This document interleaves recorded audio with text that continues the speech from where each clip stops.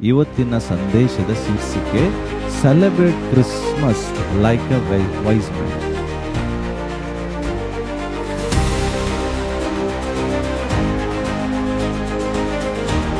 Bible ಹೇಳ್ತದೆ, ನೀವು ಮೊದಲು ದೇವರಿಗಾಗಿ, ದೇವರ ರಾಜ್ಯಕ್ಕಾಗಿ, ನೀತಿಗಾಗಿ ತವಕಿಸ್ರಿ. ಇಂಗ್ಲಿಷ್ ಹೇಳ್ತದೆ seek seek seek the first the God and his Kingdom.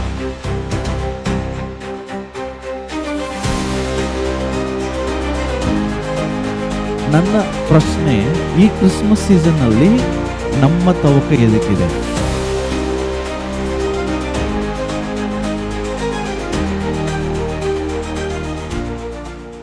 Okay, ಇವತ್ತಿನ ಸಂದೇಶದ ಶೀರ್ಷಿಕೆ, ಬೈಬಲ್ ಅಲ್ಲಿ ಜೋಯಿಸರು ಅಂತ ಇದ್ದಾರೆ. ಯಾರು ಇದ್ದಾರೆ? ಕೇಳಿದರೆ ಹೆಸರು ಜೋಯಿಸರಿಗೆ?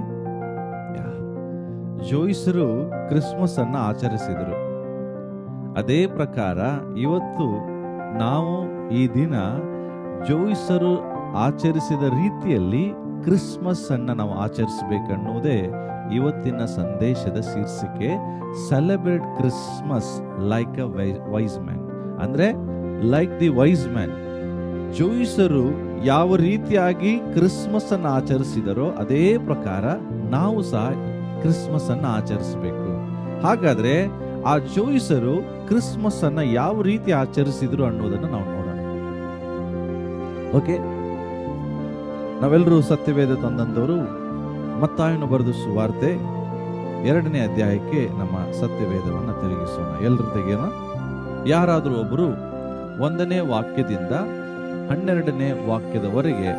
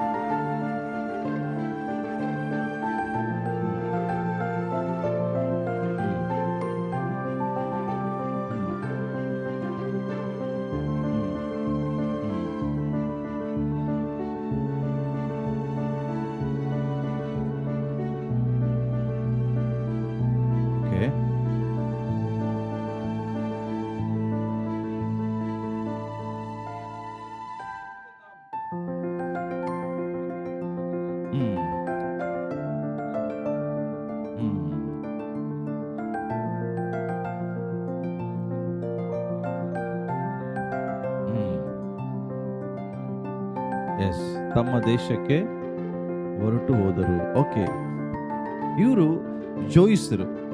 ಓಕೆ, ಈ ಜೋಯಿಸರು, ದೇವರ ವಾಕ್ಯ ಹೇಳ್ತದೆ, ಮೂಡನ ದೇಶದಿಂದ ಯುದಾಯ ಸೀಮೆಯ ಬೆತ್ಲೆಹೇಮ್ ಎಂಬ ಊರಲ್ಲಿ ಯೇಸು ಕ್ರಿಸ್ತನು ಜನಿಸಿದಾಗ ಈ ಸುದ್ದಿಯನ್ನು ಕೇಳಿದ ತಕ್ಷಣ ಅವರೆಲ್ಲರೂ ಎಲ್ಲಿಂದ ಹೋದಂತೆ? ಮೂಡನ ದೇಶದಿಂದ. ಎಲ್ಲಿಂದ ಹೇಳ್ರಿ? ಮೂಡನ ದೇಶ. Okay, the eastern country. ಮೂಡನ ದೇಶ ಅಂತ ಹೇಳಿದ್ರೆ ಜೆರುಸಲೇಮ್ಗೆ ಮೂಡನದ ಅಂದ್ರೆ ವೆಸ್ಟ್ ಅಲ್ಲಿ ಇರುವಂತಹದ್ದು ಯಾವುದು ಅಂತ ಹೇಳಿದ್ರೆ ಅದು ಬ್ಯಾಬಿಲೋನ್ ಪಟ್ಟಣ, ಬಾಬೇಲ್ ದೇಶ. ಈ ಬಾಬೇಲ್ ದೇಶದ ಇರುವಂತ ಜೋಯಿಸರು ಎಂಬುದಾಗಿ ನಮಗೆ ಅರ್ಥ ಆಗ್ತದೆ. ಹಾಗಾದ್ರೆ ಬಾಬೇಲ್ ಪಟ್ಟಣದಿಂದ ಎಲ್ಲಿವರೆಗೂ ಬರ್ತಾ ಇದ್ದಾರೆ? ಬಾಬೇಲ್ ದೇಶದಿಂದ ಎಲ್ಲಿವರೆಗೂ ಬರ್ತಿದ್ದಾರೆ? ಯೇಸು ಕ್ರಿಸ್ತನ ಹುಟ್ಟಿದ ಸುದ್ದಿಯನ್ನ ಕೇಳಿ ಬೆತ್ಲೆಹೇಮಿನವರೆಗೂ. ಎಲ್ಲಿವರೆಗಿರಿ? ಯಾಕೆ?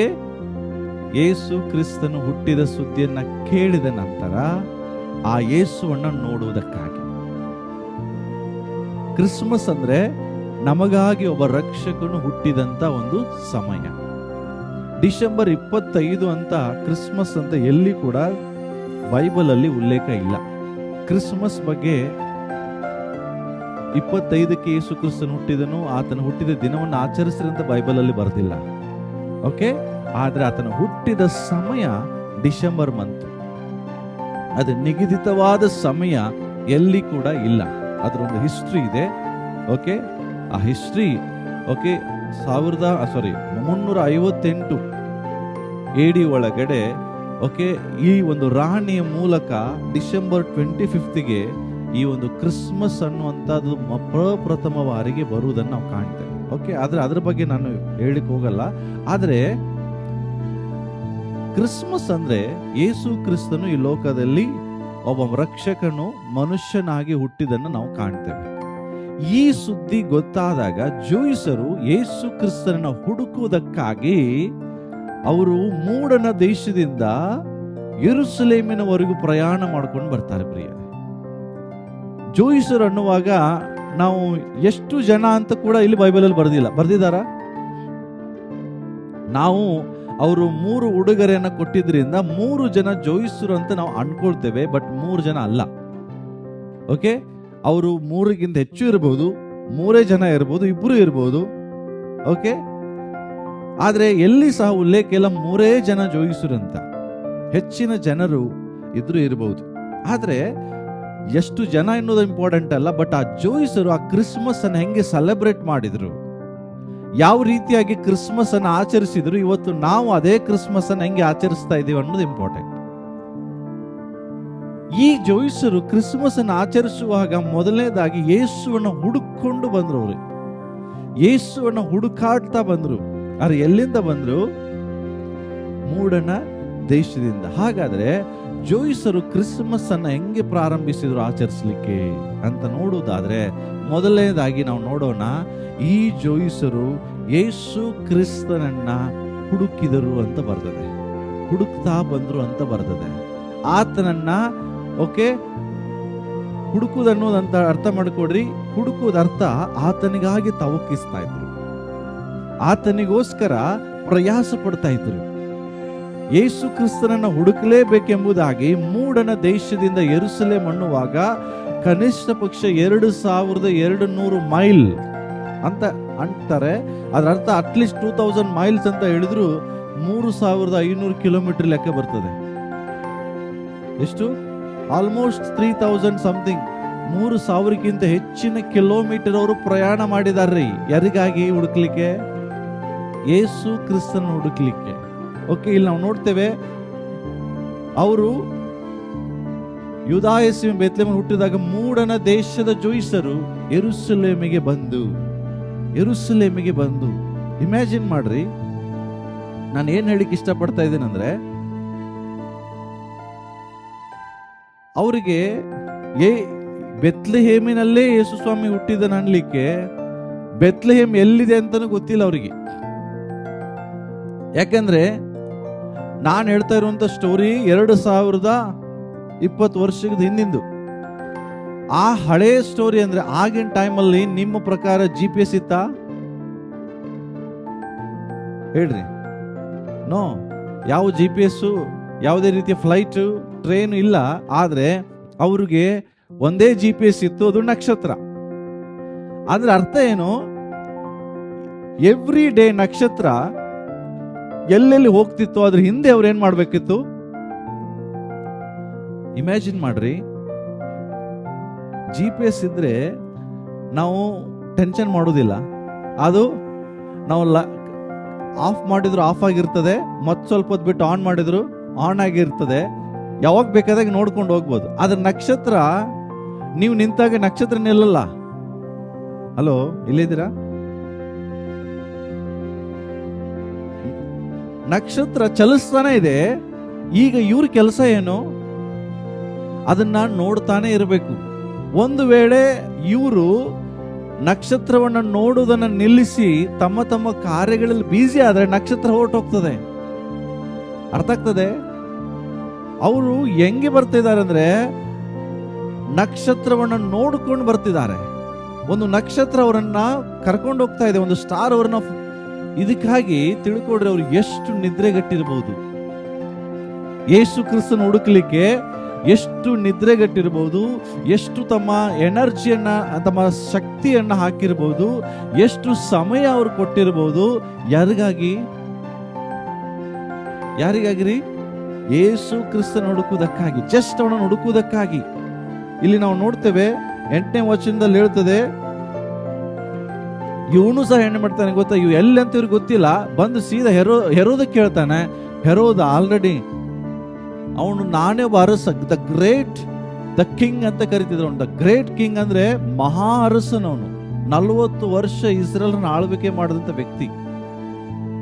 ಆ ವ್ಯಕ್ತಿ ನನಗಿಂತ ಇನ್ನೊಬ್ಬ ಅರಸನನ್ನುವಾಗ ಅವನೇನ್ ಮಾಡ್ತಾನೆ, ಅವ್ರಿಗೆ ಮತ್ತೆ ನೀವು ಹೋಗ್ರಿ, ನೀವು ಹುಡುಕ್ರಿ. ಇನ್ನು ಜೋಯಿಸರಿಗೆ ಹೇಳ್ತಾನೆ, ನನಗೂ ಗೊತ್ತಿಲ್ಲ, ನೀವು ಮತ್ತೆ ಹುಡುಕ್ರಿ, ನೀವು ಹುಡುಕ್ರಿ, ಅದು ಸಿಕ್ಕಿದ ಮೇಲೆ ನನಗೆ ತಿಳಿಸ್ರಿ, ನಾನು ಸಹ ಬಂದು ಅದಕ್ಕೆ ಏನ್ ಮಾಡ್ತೇನೆ, ಅಡ್ಡ ಬೀಳ್ತೇನೆ ಅಂತ ಹೇಳ್ತಾನೆ. ಆದ್ರೆ ಅವರು ಮೂಡನ ದೇಶದಲ್ಲಿ ಹೊರಟು ಹೋಗ್ತಿರುವಾಗ ಅವ್ರಿಗೆ ನಕ್ಷತ್ರ ಅವರ ಮುಂದೆ ಮುಂದೆ ಮುಂದೆ ಏನಾಗ್ತಿತ್ತಂತೆ, ಬೈಬಲ್ ಹೇಳ್ತದೆ, ಅವರು ಕೂಸು ಇದ್ದ ಸ್ಥಳದ ಕಡೆಗೆ ಅವ್ರನ್ನ ನಡೆಸ್ತಾ ಇತ್ತು. ಎಲ್ಲಿ ಯೇಸು ಕ್ರಿಸ್ತನ್ ಹುಟ್ಟಿದ್ನೋ ಆ ಜಾಗದಲ್ಲಿ ಅದು ಬಂದು ನಿಂತಿತು. ಅಂದ್ರೆ ನಾನು ಏನ್ ಹೇಳಿಕ್ಕೆ ಇಷ್ಟಪಡ್ತಾ ಇದ್ದೇನೆಂದ್ರೆ, ನಮಗೆ ನಾವು ಪರೀಕ್ಷೆ ಮಾಡ್ಕೊಳ್ಬೇಕು. ಅವರು ಅಷ್ಟು ಯಥಾರ್ಥವಾಗಿ ಯೇಸು ಕ್ರಿಸ್ತನ ಹುಡುಕಿದ್ರು ಕ್ರಿಸ್ಮಸ್ ಅಲ್ಲಿ. ಅಂದ್ರೆ ನಾನು ನಿಮಗೆ ಕ್ರಿಸ್ಮಸ್ ಯೇಸು ಎಲ್ಲಿ ಹುಟ್ಟಿದ್ದಾರೆ ಅಂತ ಹುಡುಕೊಂಡು ಹೋಗಂತ ಹೇಳ್ತಾ ಇಲ್ಲ. ದೇವರ ವಾಕ್ಯ ಹೇಳ್ತದೆ, ನೀವು ಆತನನ್ನು ಹುಡುಕಿದರೆ ಆತನ ನಿಮಗೆ ಸಿಕ್ಕುವನು. ಹೌದಾ? ನೀವು ಆತನನ್ನು ಹುಡುಕಿದ್ರೆ ನಿಮಗೆ ಸಿಕ್ಕುವನು ಅಂದ್ರೆ ಅರ್ಥ, ಎಷ್ಟು ಜನ ಕರ್ತನಿಗಾಗಿ ತವಕಿಸ್ತಾ ಇದ್ದೀರಿ ಕ್ರಿಸ್ಮಸ್ ಅಲ್ಲಿ?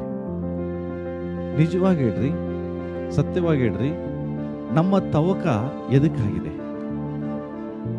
ಜಸ್ಟ್ ಈ ಕ್ರಿಸ್ಮಸ್ ಅಲ್ಲಿ ನಮ್ಮ ತವಕ ಎದಕ್ಕಿದೆ? ವಾಕ್ಯ ಓದೋಣ. 6:33 ಏನ್ ಹೇಳ್ತದೆ? ನೀವು ಎದಕ್ಕಾಗಿ ತವಕಿಸ್ರಿ? ಬೈಬಲ್ ಹೇಳ್ತದೆ, ನೀವು ಮೊದಲು ದೇವರಿಗಾಗಿ, ದೇವರ ರಾಜ್ಯಕ್ಕಾಗಿ, ನೀತಿಗಾಗಿ ತವಕಿಸ್ರಿ. ಇಂಗ್ಲಿಷ್ ಅಲ್ಲಿ ಹೇಳ್ತದೆ, seek seek seek the first the God and his kingdom. ನನ್ನ ಪ್ರಶ್ನೆ, ಈ ಕ್ರಿಸ್ಮಸ್ ಸೀಸನ್ ಅಲ್ಲಿ ನಮ್ಮ ತವಕ ಎದಕ್ಕಿದೆ? ನಿಜವಾಗಿ ಹೇಳ್ರಿ, ನಾವು ಎದಕ್ಕಾಗಿ ಹೆಚ್ಚು ತವಕಿಸ್ತಾ ಇದ್ದೇವೆ? ಜೋಯಿಸರು ಕ್ರಿಸ್ಮಸ್ ದಿನ ಎದಕ್ಕಾಗಿ ತವಕಿಸಿದ್ರು? ಯೇಸುವನ್ನು ಹುಡುಕ್ಲಿಕ್ಕೆ, ಯೇಸು ಕ್ರಿಸ್ತನ್ ನೋಡುವುದಕ್ಕೆ, ಯೇಸುವನ್ನು ನೋಡುವುದಕ್ಕೆ. ನಮ್ಮ ತವಕ, ಹಲೋ, ವಿ ಆರ್ ಬಿಸಿ, ಬಹಳ ಬಿಸಿ ಇದ್ದೇವೆ. But we are busy with all outer things. ಹೊರಗಡೆ ಎಲ್ಲ ಕಾರ್ಯಗಳಿಗೆ ತುಂಬಾ ಬಿಸಿ ಇದ್ದೇವೆ. ಆದ್ರೆ ವೈಯಕ್ತಿಕವಾಗಿ ಯೇಸು ಕ್ರಿಸ್ತನನ್ನು ಹುಡುಕುವುದರಲ್ಲಿ ನಮ್ಮ ತವಕ ಇಲ್ಲ. We are so busy, every day we are busy. ಯಾದಕ್ಕೆ ಬಿಸಿ? ನಮ್ಮ ದಿನ ನೋಡ್ರಿ, ಈ ಲಿಸ್ಟ್, ನಮ್ಮ ಲಿಸ್ಟ್ ಇದೆ ನಮ್ಮ ಹತ್ರ. ಕ್ರಿಸ್ಮಸ್ ಅಂದ್ರೆ ಒಂದು ಲಿಸ್ಟ್ ಇದೆ, ಎಲ್ಲರಲ್ಲಿ ಇದೆಯಲ್ಲ, ಪರ್ಸನಲ್ ಲಿಸ್ಟ್ ಇದೆ. Every day we R checking the list. ಯಾವುದು ಇನ್ನೂ ತಗೊಂಡಿಲ್ಲ, ಯಾವುದೆಲ್ಲ ತಗೊಂಡಿದ್ದೀವಿ. ಎವ್ರಿ ಡೇ ಲಿಸ್ಟ್ ಅನ್ನು ನಾವು ಚೆಕ್ ಮಾಡ್ತೇವೆ. ಎವ್ರಿ ಡೇ ಅಂದ್ರೆ ಏನು? ಯಾವ್ದು ಬಂದಿದೆ, ಯಾವ್ದು ಬಂದಿಲ್ಲ, ಇನ್ನು ಏನ್ ತಗೋಬೇಕು, ಏನ್ ತಗೋಬಾರ್ದು, ಇದು ನಮ್ಮ ತವಕ. ಆದ್ರೆ ದೇವರ ವಾಕ್ಯ ಹೇಳ್ತದೆ, ಜೋಯಿಸರ ತವಕ ಯೇಸು ಕ್ರಿಸ್ತನ್ ನೋಡುವುದಕ್ಕಾಗಿತ್ತು. ನೆಕ್ಸ್ಟ್ ವಚನ ಹೋದ್ರಿ, ಯೆರೆಮೀಯ 29:13.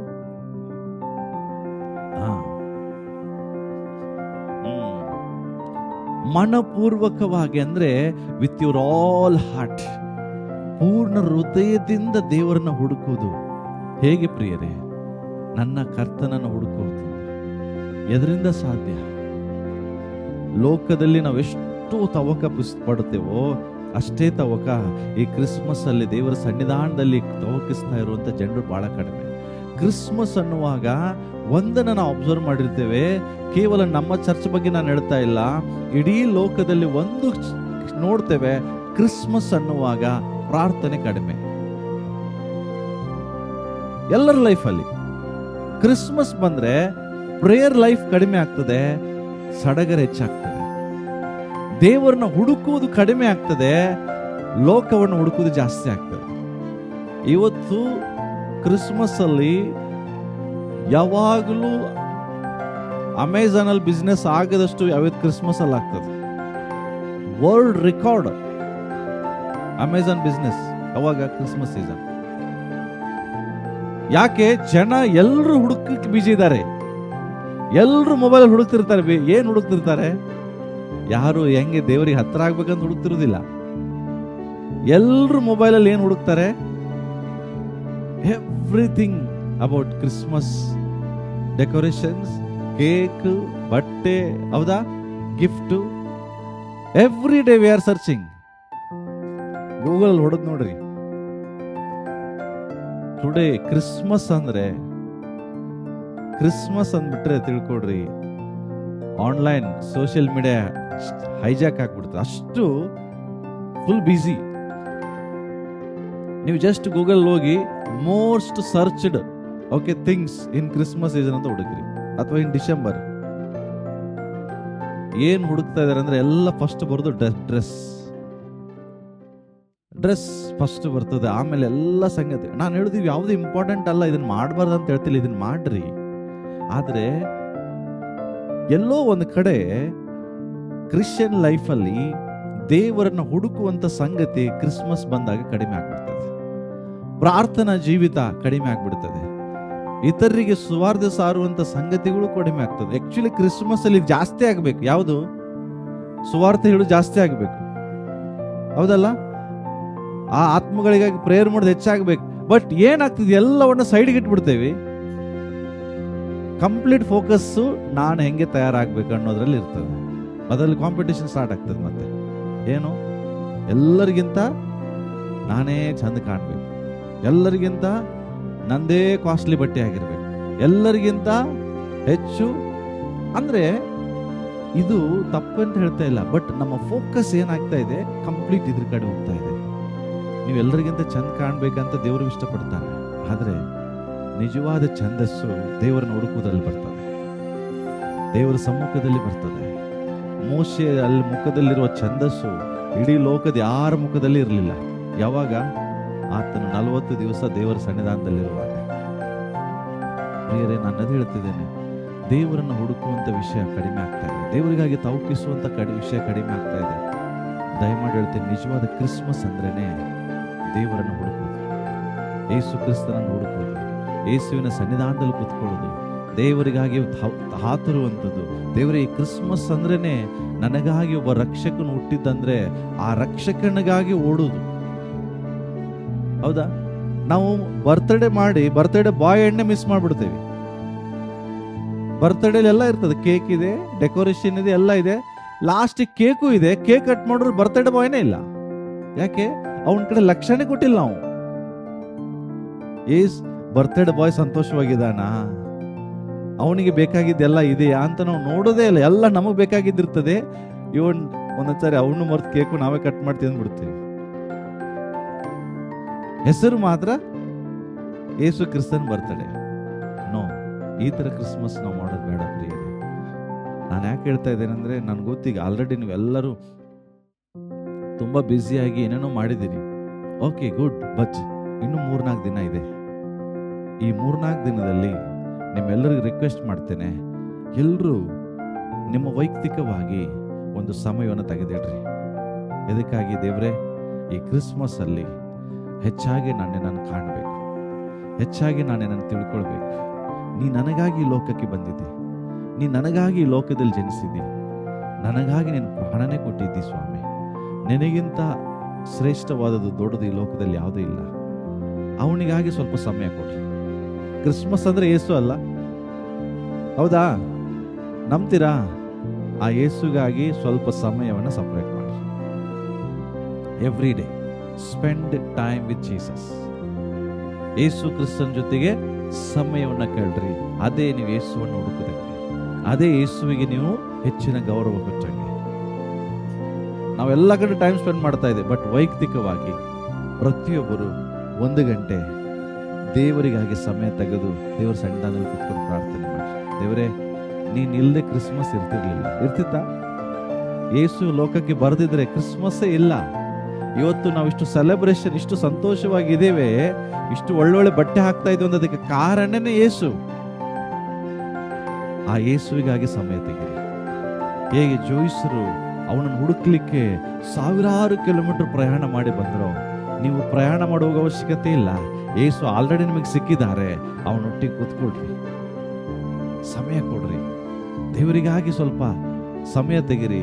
ಆಗ ನಿಮ್ಮ ಕ್ರಿಸ್ಮಸ್ ನಿಜವಾಗಿ ಹೇಳ್ತೇನೆ ಸಕ್ಸಸ್ಫುಲ್ ಆಗ್ತದೆ. ನಿಜವಾಗಿ ಅದಕ್ಕೆ ಒಂದು ಅರ್ಥ ಬರ್ತದೆ. ಎಸ್, ಕ್ರಿಸ್ಮಸ್ ದಿನದಲ್ಲಿ ನನ್ನ ಮಕ್ಕಳು ನನ್ನೊಟ್ಟಿಗೆ ಹೆಚ್ಚಿನ ಸಮಯ ಕಳೆದ್ರು, ನನ್ನ ಸನ್ನಿಧಾನದಲ್ಲಿ ಅವರು ಕೂತ್ಕೊಂಡ್ರು, ನನ್ನ ಸ್ವರವನ್ನ ಕೇಳಿಸ್ಕೊಂಡ್ರು, ಅನ್ನುವಂಥ ಒಂದು ಹೊಗಳಿಕೆ ನಮಗೆ ಬರ್ತದೆ. ನಾವು ದೇವರನ್ನೇ ಮರೆತು ಎಲ್ಲವನ್ನು ಮಾಡಕ್ಕೆ ಹೋದ್ರೆ ಅದು ಕ್ರಿಸ್ಮಸ್ ಅಲ್ಲ. ಪ್ಲೀಸ್, ಐ ರಿಕ್ವೆಸ್ಟ್ ಯು, ನೀವು ಕೆಲಸ ಮಾಡೋರಾದ್ರೆ ರಾತ್ರಿ ಸಮಯ ಕೊಡ್ರಿ, ಇಲ್ಲ ಮುಂಜಾನೆ ಸಮಯ ಕೊಡ್ರಿ. ನೀವು ಮನೆಯಲ್ಲಿ ಇರುವುದಾದ್ರೆ ಮಧ್ಯಾಹ್ನ ಸಂಜೆ ನಿಮಗೆ ಯಾವಾಗ ಫ್ರೀ ಟೈಮ್ ಸಿಗ್ತದೆ ಅವಾಗ ಸಮಯ ಕೊಡ್ರಿ. ಆದರೆ ಒಂದು ದೇವರಿಗಾಗಿ 1 ಗಂಟೆ ಸಪರೇಟ್ ಸಮಯ ಕೊಡ್ರಿ. ಅವನನ್ನು ಹುಡುಕ್ಲಿಕ್ಕೆ ಪ್ರಾರಂಭಿಸ್ರಿ, ಅವನಿಗಾಗಿ ತವಕಿಸ್ರಿ. ದೇವರೇ, ಈ ಕ್ರಿಸ್ಮಸ್ ಅಲ್ಲಿ ಹೆಚ್ಚು ನನಗೆ ನೀನ್ ಬೇಕೆಂಬುದಾಗಿ. ಓಕೆ, ಆ ರೀತಿಯಾಗಿ ನಾವು ಮಾಡೋಣ. ಇದು ಅವರು ಮಾಡಿದಂತ ಮೊದಲನೇ ಕಾರ್ಯ. ಏನ್ ಮಾಡಿದ್ರು ಜೋಯಿಸರು? ಯೇಸುವನ್ನ ಹುಡುಕಿದರು. ನಾವು ಈ ಕ್ರಿಸ್ಮಸ್ ಅಲ್ಲಿ ಏನ್ ಮಾಡೋಣ? ಯೇಸುವನ್ನ ಹುಡುಕೋಣ, ಆತನ ಸನ್ನಿಧಾನದಲ್ಲಿ ಕೂತ್ಕೊಳ್ಳೋಣ, ಆತನಿಗಾಗಿ ತವಕಿಸೋಣ, ಆತನನ್ನು ಹುಡುಕಿ ಆತನಲ್ಲಿ ನಾವು ಆನಂದ ಪಡೋಣ. ಓಕೆ, 2ನೇ ಸಂಗತಿನ ನಾವು ನೋಡಿಕೊಳ್ಳೋಣ. ಹಾಗಾದ್ರೆ 2ನೇದಾಗಿ ಏನ್ ಮಾಡಿದ್ರು? ಅವರು ಯೇಸು ಕ್ರಿಸ್ತನ ಹುಡುಕುವುದಷ್ಟೇ ಅಲ್ಲ, ಯೇಸು ಕ್ರಿಸ್ತನ ಹುಡುಕಿದ ನಂತರ ಅವ್ರು ಹೇಳ್ತಾರೆ, ಒಂದು ವಾಕ್ಯ ಇಲ್ಲಿ ಬರೆದಿದೆ, 2:2, ಮತ್ತಾಯ 2:2, ಯೆಹೂದ್ಯರು ಅರಸನಾಗಿ ಹುಟ್ಟಿದವನು ಎಲ್ಲಿದ್ದಾನೆ? ಓದ್ರಿ, ಎಲ್ಲಿಂದ?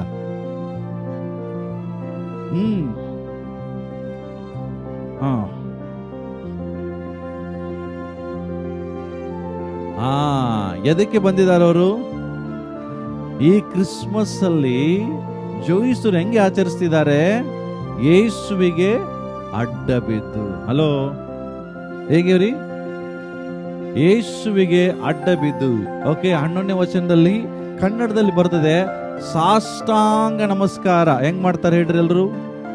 ಯಾರಾದ್ರೂ ತೋರಿಸ್ತೀರಾ ಸಾಷ್ಟಾಂಗ ನಮಸ್ಕಾರ ಹೆಂಗ್ ಮಾಡ್ತಾರೆ? ಇದೇನು ಅವರಿಬ್ರು ಮಾಡಿದ್ದೇನೋ? ಯಾರಿಗೆ? ಯೇಸುವಿಗೆ. ಕ್ರಿಸ್ಮಸ್ ಅಲ್ಲಿ ಜೋಯಿಸರು ಮಾಡಿದ 2ನೇ ಕಾರ್ಯ, ಯೇಸುವನ್ನ ಹುಡುಕಿದ ನಂತರ, ಯೇಸುವನ್ನ ಕಂಡುಕೊಂಡ ನಂತರ ಬೈಬಲ್ ಹೇಳ್ತದೆ ಅವನಿಗೆ ಸಾಷ್ಟಾಂಗವಾಗಿ ಅಡ್ಡ ಬಿದ್ದರು. ಏನ್ ಮಾಡಿದ್ರಿ? ಸಾಷ್ಟಾಂಗವಾಗಿ ಅಡ್ಡ ಬಿದ್ರು. ಅಡ್ಡ ಬೀಳುವುದು ಅರ್ಥ ನಿಮಗೆ ಈ ತರ ಬೋರ್ಲು ಬಿದ್ದು ಓಕೆ ಉರುಳು ಸೇವೆ ಮಾಡಂತ ಹೇಳ್ತಾ ಇಲ್ಲ. ಅಡ್ಡ ಬೀಳ್ರಿ ಅರ್ಥ ಏನು? ಓಕೆ, ನಾವು ನೋಡ್ತೇವೆ, ದೇ ಫೆಲ್ ಡೌನ್ ಅಂದ್ರೆ ಕಂಪ್ಲೀಟ್ ಆಗಿ ಅಂಕಲ್ ಹೆಂಗೆ ಬಿದ್ದಿದ್ರಲ್ಲ ಹಂಗೇ ರೋಡ್ ಹಂಗೆ ನೆಲದ ಮೇಲೆ ಅವ್ರು ಬಿದ್ರು. ಯಾರು ಇವರು? ಜೋಯಿಸರ್ ಅಂದ್ರೆ ಗೊತ್ತಾ ನಿಮಗೆ? ಬೈಬಲ್ ಅಲ್ಲಿ ಹೇಳ್ತದೆ, they are the great scholars. Daniel ಪುಸ್ತಕದಲ್ಲಿ ನೀವು 1ನೇ ಅಧ್ಯಾಯ 2ನೇ ಅಧ್ಯಾಯ 3ನೇ ಅಧ್ಯಾಯ ಓದ್ರಿ, ಬಾಬೇಲ್ ದೇಶದಲ್ಲಿ ಜೋಯಿಸರ್ ಅಂದ್ರೆ ಎಲ್ಲರಿಗಿಂತ ದೊಡ್ಡ ಪಂಡಿತರು, ಜ್ಞಾನಿಗಳು. ಓಕೆ, ನಾವು ನೋಡ್ತೇವೆ ಅನೇಕ ಭವಿಷ್ಯಗಳನ್ನ ಹೇಳುವಂತವ್ರು ಅಂತ ಹೇಳ್ಬೋದು. ಅಂತ ಜ್ಞಾನಿಗಳು, ತಿಳುವಳಿಕೆ ಉಳ್ಳವರು, ಎಲ್ಲರಿಗಿಂತ ದೊಡ್ಡ ಸ್ಥಾನದಲ್ಲಿರುವಂತ ಜೋಯಿಸರು ಕರ್ತನನ್ನು ಕಂಡ ತಕ್ಷಣವೇ ಅವರು ಅಡ್ಡ ಬೀಳ್ತಾರೆ. ಇದಕ್ಕೆ ನಾವೇನಂತ ಕರಿತೇವೆ? ಈ ಒಂದು ಸನ್ನಿವೇಶದಲ್ಲಿ ನಾವು ನೋಡುವಾಗ, this is the perfect picture of humility ಅಂದ್ರೆ ಕರ್ತನಿಗೆ ಅಡ್ಡ ಬೀಳುವಂಥದ್ದು. Fell down is a symbol of humility. ಅಂದ್ರೆ ಎಲ್ರು ಜೋಯಿಸರನ್ನ ಕಂಡ್ರೆ ಅಡ್ಡ ಬೀಳ್ತಾರೆ, ಜೋಯಿಸರನ್ನ ನೋಡುವಾಗ ಎಲ್ಲರೂ ನಮಸ್ಕರಿಸ್ತಾರೆ. ಆದ್ರೆ ಈ ಜೋಯಿಸರು ಯೇಸುವಿಗೆ ಬರೀ ನಮಸ್ಕರಿಸ್ತಿಲ್ಲ, ಸಾಷ್ಟಾಂಗ ನಮಸ್ಕಾರ ಮಾಡ್ತಿದ್ದಾರೆ. ಅರ್ಥ ಏನು? ಇವನ್ ಜೋಯಿಸರ್ ಅಂದ್ರೆ ಇವರು ಅನ್ಯ ದೇಶದವರು ಆಗಿದ್ರು ಸಹ ಇವರು ಸತ್ಯವನ್ನ ತಿಳ್ಕೊಂಡ ನಂತರ ಅವರಿಗೆ ಗೊತ್ತಾಯ್ತು, ನಾವು ಈ ಲೋಕದಲ್ಲಿ ಎಷ್ಟೇ ದೊಡ್ಡವರಾದ್ರು ಆದ್ರೆ ನಾವು ಕರ್ತನ ಮುಂದೆ ಏನು ಇಲ್ಲದವರು, ದೇವರ ಮುಂದೆ ನಾವು ಏನೂ ಅಲ್ಲ. ನಾವು ಎಷ್ಟೋ ಸಾರಿ ನಾವೇ ಶ್ರೇಷ್ಠರು ಅಂತ ಅನ್ಕೊಳ್ತೇವೆ, ಆದ್ರೆ ಕರ್ತನ ಮುಂದೆ ನಾವು ಯಾವ ಗಣನೆಗೂ ಬಾರದವರು. ಅವರು ಲೋಕದಲ್ಲಿ ಪಂಡಿತರು, ಜ್ಞಾನಿಗಳು, ತಿಳುವಳಿಕೆ ಉಳ್ಳವರು, ಎಷ್ಟೋ ಜನ ಅವ್ರ ಕಡೆ ಬಂದು ಸಲಹೆ ತಗೊಳ್ತಾರೆ. ಆ ಜನರು ಇವತ್ತು ಕರ್ತನನ್ನು ಕಂಡ ತಕ್ಷಣವೇ ಸಾಷ್ಟಾಂಗವಾಗಿ ಅಡ್ಡ ಬೀಳ್ತಿದ್ದಾರೆ. ಪ್ರಿಯರೇ, ನಿಮ್ಮ ಕ್ರಿಸ್ಮಸ್ ದೀನತೆಯಿಂದ ತುಂಬಿರಲಿ, ಹಂಬಲ್ನೆಸ್ ಇಂದ ತುಂಬಿರಲಿ. ಓಕೆ, ನೀವು ದೀನತೆ ಸ್ವಭಾವದಿಂದ ಇಲ್ಲದೆ ಗರ್ವಿಷ್ಠರು, ಅಹಂಕಾರಿಗಳು, ನಾನೇ ಶ್ರೇಷ್ಠ, ನಾನು ಹೇಳಿದ್ದೆ ನಡಿಬೇಕು, ನಂದೇ ರಾಜ್ಯ, ನನಗೆಲ್ಲರೂ ನನ್ನ ಮಾತು ಕೇಳಬೇಕು ಅನ್ನುವಂತ ಒಂದು ಗುಣ ನಿಮ್ಮಲ್ಲಿದ್ರೆ ದೇವರು ವಾಕ್ಯ ಹೇಳ್ತದೆ, ನಿಮ್ಮನ್ನ ದೇವರು ದ್ವೇಷಿಸ್ತಾರೆ. 2ನೇದು ಹೇಳ್ತಾ, ದೇವರು ಗರ್ವಿಷ್ಠರನ್ನ ಎದುರಿಸ್ತಾರೆ ಅಂತ. ಅವರನ್ನ ಆಶೀರ್ವದಿಸುವುದಿಲ್ಲ, ಅವರನ್ನ ಎದುರಿಸ್ತಾರೆ. ನಿಮಗೆ ದೇವರ ಕೃಪೆ ಸಿಗುವುದಿಲ್ಲ. ಅದಕ್ಕಾಗಿ ನಾವು ನೋಡ್ತೇವೆ, ಇವತ್ತು ನಮ್ಮಲ್ಲಿ ಏನು ಕಡಿಮೆ ಆಗಿದೆ ಅಂದ್ರೆ ಈ ದೀನತೆ ಅನ್ನೋದನ್ನ ಕಡಿಮೆ ಆಗಿದೆ ಪ್ರಿಯರೇ. ಹಾಗಾದ್ರೆ ಹ್ಯುಮಿಲಿಟಿ ಅಂದ್ರೆ ಏನು ಗೊತ್ತಾ? ಹ್ಯುಮಿಲಿಟಿ ಅಂದ್ರೆ ಇತರರನ್ನ ನನಗಿಂತ ಶ್ರೇಷ್ಠರೆಂದು ಭಾವಿಸುವುದು.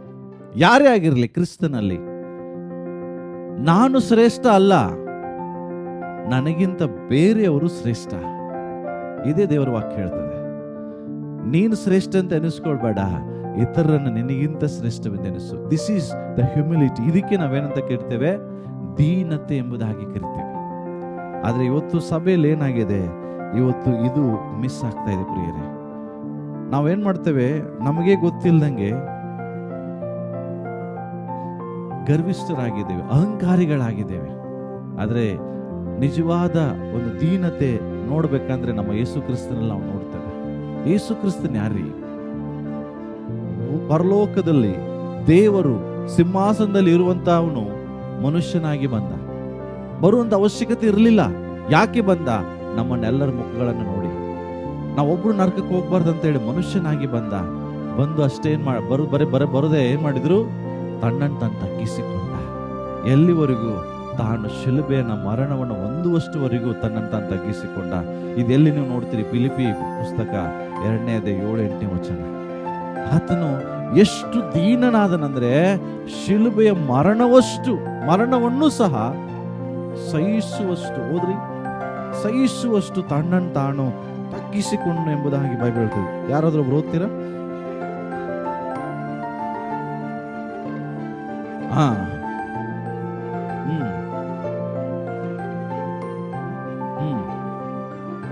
ವಿಧಿ ಏನಂದ್ರೆ ಬೈಬಲ್ ಹೇಳ್ತದೆ, ಅಷ್ಟು ಕೆಳಮಟ್ಟಕ್ಕೆ ಹೋದನು. ಯಾರು? ಯೇಸು ಕ್ರಿಸ್ತ. ಪ್ರಿಯರೇ, ನಮ್ಮಲ್ಲಿ ಏನಾದರೂ ಎಲ್ಲರಿಗಿಂತ ನಾನು ಶ್ರೇಷ್ಠ ಅನ್ನುವಂತ ನಿಮ್ಮಲ್ಲಿ ಏನಾದರೂ ತಪ್ಪು ತಿಳುವಳಿಕೆ ಇದ್ರೆ ಇವತ್ತು ಅದನ್ನು ತೆಗೆದುಹಾಕ್ರಿ. ನೀವು ಜ್ಞಾನಿಗಳು ಇರಬಹುದು, ಆದ್ರೆ ಜೋಯಿಸರಷ್ಟು ಜ್ಞಾನಿಗಳಲ್ಲ. ಅರ್ಥ ಆಗ್ತದೆ? ನಿಮಗೆ ಈ ಲೋಕದಲ್ಲಿ ಜ್ಞಾನ ಹೆಚ್ಚಿರಬಹುದು, ತಿಳುವಳಿಕೆ ಹೆಚ್ಚಿರಬಹುದು. ಒಬ್ಬ ವ್ಯಕ್ತಿಗೆ ನಿಮಗಿಂತ ಜ್ಞಾನ ಕಡಿಮೆ ಇದೆ ಅಂತ ತಿಳ್ಕೊಳ್ರಿ, ಅದ್ರ ಅರ್ಥ ಅವನು ನಿನಗಿಂತ ಕೆಳಮಟ್ಟವನಲ್ಲ. ನೀನು ಯಾವಾಗ ಹಿಂಗೆ ತಿಳ್ಕೊಳ್ತಿ, I am better than him ಅಂತ ತಿಳ್ಕೊಡ್ರಿ, ನೀನು ಗುಂಡಿಯಲ್ಲಿ ಬಿದ್ದಿ ಅಂತ. ಏನು? ಇವನಿಗಿಂತ ನಾನು ಶ್ರೇಷ್ಠ, ಇವನಿಗಿಂತ ನಾನು ಪರವಾಗಿಲ್ಲ ಅಂತ ತಿಳ್ಕೊಂಡ್ರಿ, ನೀವು ಗುಂಡಿಯಲ್ಲಿ ಬಿದ್ರಿ ಅಂತ. ಇವತ್ತು ಅವನಿಗೆ ಏನು ಬರದೇ ಇರಬಹುದು, ಆದ್ರೆ ದೇವರು ಸರ್ವಶಕ್ತನಾಗಿದ್ದಾನೆ. ನಿನಗಿಂತ ಮೇಲೆ ಅವನನ್ನು ಕರ್ಕೊಂಡು ಬರ್ಬೋದು. ಹೌದಾ? ಇವತ್ತು ನಿನಗೆ ಎಲ್ಲ ಇದ್ದಂಗಿರಬಹುದು, ಆದ್ರೆ ದೇವರು ಸರ್ವಶಕ್ತ. ಒಂದು ಕ್ಷಣದಲ್ಲಿ ನಿಂದ ಎಲ್ಲವನ್ನು ವಾಪಸ್ ತಗೊಳ್ಬಹುದು. ನಿಮಗೆ ಇವತ್ತಿರುವಂತ ಆಸ್ತಿ, ಅಂತಸ್ತು, ನಿಮಗಿರುವ ಜ್ಞಾನ, ತಿಳುವಳಿಕೆ, ಟ್ಯಾಲೆಂಟು, ಇವೆಲ್ಲ ದೇವರು ಕೊಟ್ಟ ಕೃಪೆ. ದೇವರು ಮನಸ್ಸು ಮಾಡಿದ್ರೆ ಏನ್ ಮಾಡ್ಬೋದು? ಹಿಂಗೆ ಮಾಡುವೊಳಗಡೆ ತೆಗಿಕೊಂಡ್ಬಿಡ್ದು, ಎಲ್ಲ ರಿಟರ್ನ್. ಏನ್ ಮಾಡ್ತೀರ ಅವಾಗ? ನಾನು ಶ್ರೇಷ್ಠ. ನೆಬೂಕದ್ನೆಚ್ಚರ್ ಹಿಂಗೆ ಇದ್ದ. ಹೆಂಗಿದೆ ಗೊತ್ತಾ? ಐ ಆಮ್ ದಿ ಗ್ರೇಟ್, ನನ್ನಂತ ಕಿಂಗೆ ಯಾರಿಲ್ಲ ಅಂದ್ರ. ನೆಲ ನೆಕ್ಕುವಂಗೆ ಮಾಡಿದ್ರು ದೇವರು. ಗೊತ್ತಾ ನಿಮ್ಗೆ? 7 ವರ್ಷ ಪ್ರಾಣಿಗಿಂತ ಕಡೆ ಆಯ್ತು ಅವನ ಜೀವಿತ. ಆವಾಗ ಅವನ ಕಣ್ಣು ಓಪನ್ ಆಯ್ತು. ನಾನು ಶ್ರೇಷ್ಠ ಅನ್ಕೊಂಡೆ, ದೇವ್ರು ಬಿಟ್ಟು ಯಾರೂ ಶ್ರೇಷ್ಠ ಇಲ್ಲ. ಯಾವಾಗ ಅವನು ತಗ್ಗಿಸಿಕೊಳ್ಳಕ್ಕೆ ಪ್ರಾರಂಭಿಸಿದನು, ಮತ್ತೆ ದೇವರು ಅವನನ್ನ ಮತ್ತೆ ಸರಿಪಡಿಸ್ತಾನೆ. ಪ್ರಿಯರೇ, ತಿಳ್ಕೊಡ್ರಿ, ನೆಬೂಕದ್ನೆಚ್ಚರಿಗೆ ಮಾಡಿದ ಕಾರ್ಯ ದೇವ್ರು ನಮಗೂ ಮಾಡಬಹುದು. ದೇವ್ರಿಗೇನು ದೊಡ್ಡದಲ್ಲ, 2 ಕ್ಷಣದಲ್ಲಿ ಮಾಡ್ಬೋದು. ಆದ್ರೆ ನಾನು ನಿಮ್ಗೆ ರಿಕ್ವೆಸ್ಟ್ ಮಾಡ್ತಾ ಇದ್ದೇನೆ, ದಯಮಾಡಿ ಆ ಥರ ಮಾಡ್ಬೇಡಿ. ಎಲ್ಲರೂ ಬೈಬಲ್ ತೆಗ್ರಿ. ಯೆಶಾಯನ ಬರುವ ಪ್ರವಾದನೆ ಗ್ರಂಥ 57ನೇ ಅಧ್ಯಾಯ 15ನೇ ವಚನ ಓದ್ರಿ. ಓಕೆ.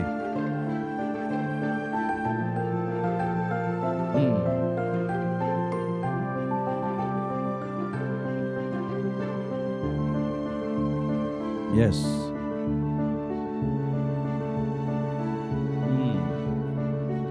ಹಲೋ, ದೇವರು ಯಾರನ್ನ ಉಜ್ಜೀವಿಸ್ತಾರೆ? ಅರ್ಥ ಏನ್ ಗೊತ್ತಾ? ಉಜ್ಜೀವಿಸುವುದಂದ್ರೆ ಏನ್ ಗೊತ್ತಾ? ಕೆಳಗಿಡಿರುವಂತ ಜನರನ್ನ ಮೇಲಿನ ಮೇಲ್ ಸ್ಥಾನದಲ್ಲಿ ಇಡೋದು. ಉಜ್ಜೀವನ ಅಂದ್ರೆ ಏನ್ ಗೊತ್ತಾ? ಕೆಳಗಿದ್ದಂತ ವ್ಯಕ್ತಿಯನ್ನ ಮೇಲೆ ಕುಂಡ್ರಿಸುವುದು. ಯಾರನ್ನ ದೇವ್ರ ಮೇಲೆ ಕುಂಡ್ರಿಸ್ತಾರೆ? ಹಲೋ, ಯಾರನ್ನ? ದೇವರ ವಾಕ್ಯ ಹೇಳ್ತದೆ, ಯಾರು ತನ್ನನ್ನು ತಾನು ತಗ್ಗಿಸಿಕೊಂಡು ದೀನನ ಮನಸ್ಸನ್ನು ಹೊಂದಿಕೊಂಡಿರ್ತಾರೋ, ಜಜ್ಜಿ ಹೋದಂತ ವ್ಯಕ್ತಿ ಆಗಿರ್ತಾನೋ, ದೀನನ ಆತ್ಮವನ್ನು, ಜಜ್ಜಿ ಹೋದ ಮನಸ್ಸನ್ನು ನಾನು ಉಜ್ಜೀವಿಸ್ತೇನೆ. ಪ್ರಿಯರೇ, ಇಲ್ಲಿ ಏನಾದ್ರೂ ನಿಮ್ಮಲ್ಲಿ ಕೂತಂತವರಿಗೆ ಇವರಿಗಿಂತ ನಾನು ಬೆಟರ್ ಅನ್ನುವಂತ ಆಲೋಚನೆ ಕೂಡ ನಿಮಗೆ ಬಂದ್ರೆ ತಿಳ್ಕೊಡ್ರಿ, ನಿಮ್ಮನ್ನು ದೇವರು ಉಜ್ಜೀವಿಸ್ಲಿಕ್ಕೆ ಹೋಗಲ್ಲ. ಯಾವಾಗಲೂ ನಿಮ್ಮನ್ನು ನೀವು ತಗ್ಗಿಸಿಕೊಡ್ರಿ. ಎಸ್, ನಿಮಗೆ ಅವರಿಗಿಂತ ಜ್ಞಾನ ಹೆಚ್ಚಿರಬಹುದು, ಇದರ ಅರ್ಥ ನೀನು ಶ್ರೇಷ್ಠ ಅಂತ ಅಲ್ಲ. ಅವರಿಗಿಂತ ದೇವರು ನಿನಗೆ ಸ್ವಲ್ಪ ಬಲ ಜಾಸ್ತಿ ಕೊಟ್ಟಿರ್ಬೋದು, ಅದರ ಅರ್ಥ ಅವರಿಗಿಂತ ನೀನು ಶ್ರೇಷ್ಠ ಅಂತ ಅಲ್ಲ. ಕೆಲವರಿಗಿಂತ ನಿನ್ನನ್ನು ದೇವರು ಕೆಲವು ಉನ್ನತ ಶ್ರೀಮಂತನಾಗಿ ಮಾಡಿರ್ಬೋದು, ಅದರ ಅರ್ಥ ನೀನು ಅವರಿಗಿಂತ ಶ್ರೇಷ್ಠ ಅಂತ ಅಲ್ಲ. ಇದೆಲ್ಲ ದೇವರ ಕೃಪೆ, ಆತನ ಭಿಕ್ಷೆ ಅಂತ ತಿಳ್ಕೊಡ್ರಿ ಅಷ್ಟೇ. ನಿನ್ಗೆ ಅದು ಇನ್ನೂ ಹೆಚ್ಚಿಸಲ್ಪಡ್ಬೇಕಾದ್ರೆ ದೇವರ ವಾಕ್ಯ ಹೇಳ್ತೇನೆ, ನೀನು ತಗ್ಗಿಸಿಕೊ. ನಿನ್ನ ಉಜ್ಜೀವನ, ನಿನ್ನ ಪ್ರಮೋಷನ್, ನಿನ್ನ ಉನ್ನತಿ ನಿನ್ನ ದೀನತೆಯಲ್ಲಿದೆ.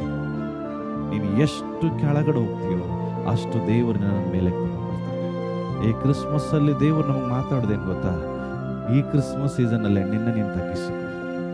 ಎಸ್, ಕೆಲವರಿಗೆ ನಿನಗಿಂತ ಜ್ಞಾನ ಕಡಿಮೆ ಇರ್ಬೋದು, ಆದ್ರೆ ಅದನ್ನ ನೀ ಹಿಡ್ಕೊಂಡು ಟಿಂಗಲ್ ಮಾಡ್ಲಿಕ್ಕೆ ದೇವ್ರು ನಿನ್ನ ಕರೆದಿಲ್ಲ. ಅದನ್ನ ಹಿಡ್ಕೊಂಡು ಮಜಾಕ್ ಮಾಡ್ಲಿಕ್ಕೆ ದೇವ್ರು ನಿನ್ನ ಕರೆದಿಲ್ಲ. ನೀನು ಒಬ್ಬ ವ್ಯಕ್ತಿನ ಇವತ್ತು ನೋಡಿ ಮಜಾಕ್ ಮಾಡ್ಬೋದು, ಆದ್ರೆ ನಿನ್ನ ನೋಡಿ ನಾಳೆ ದೇವ್ರು ಮಜಾಕ್ ಮಾಡುವಂಗೆ ಆಗ್ಬಾರ್ದು. ಅರ್ಥ ಆಗ್ತದೆ? ಮಜಾಕ್ ಅಂದ್ರೆ ಗೊತ್ತಾಯ್ತಾ? ಅವನನ್ನ ನೋಡಿ ತಮಾಷೆ ಗೇಲಿ ಮಾಡೋದು. ಅವನಿಗೇನೂ ಗೊತ್ತಿಲ್ಲ ಅಂತ ನೀನು ಗೇಲಿ ಇವತ್ತು ನೀನು ಮಾಡಿದ್ರೆ ದೇವ್ರು ಒಂದು ಸಮಯ ತರ್ಬೋದು ನಿನ್ನನ್ನು ಜನ ನೋಡಿ ಗೇಲಿ ಮಾಡೋ ಹಾಗೆ.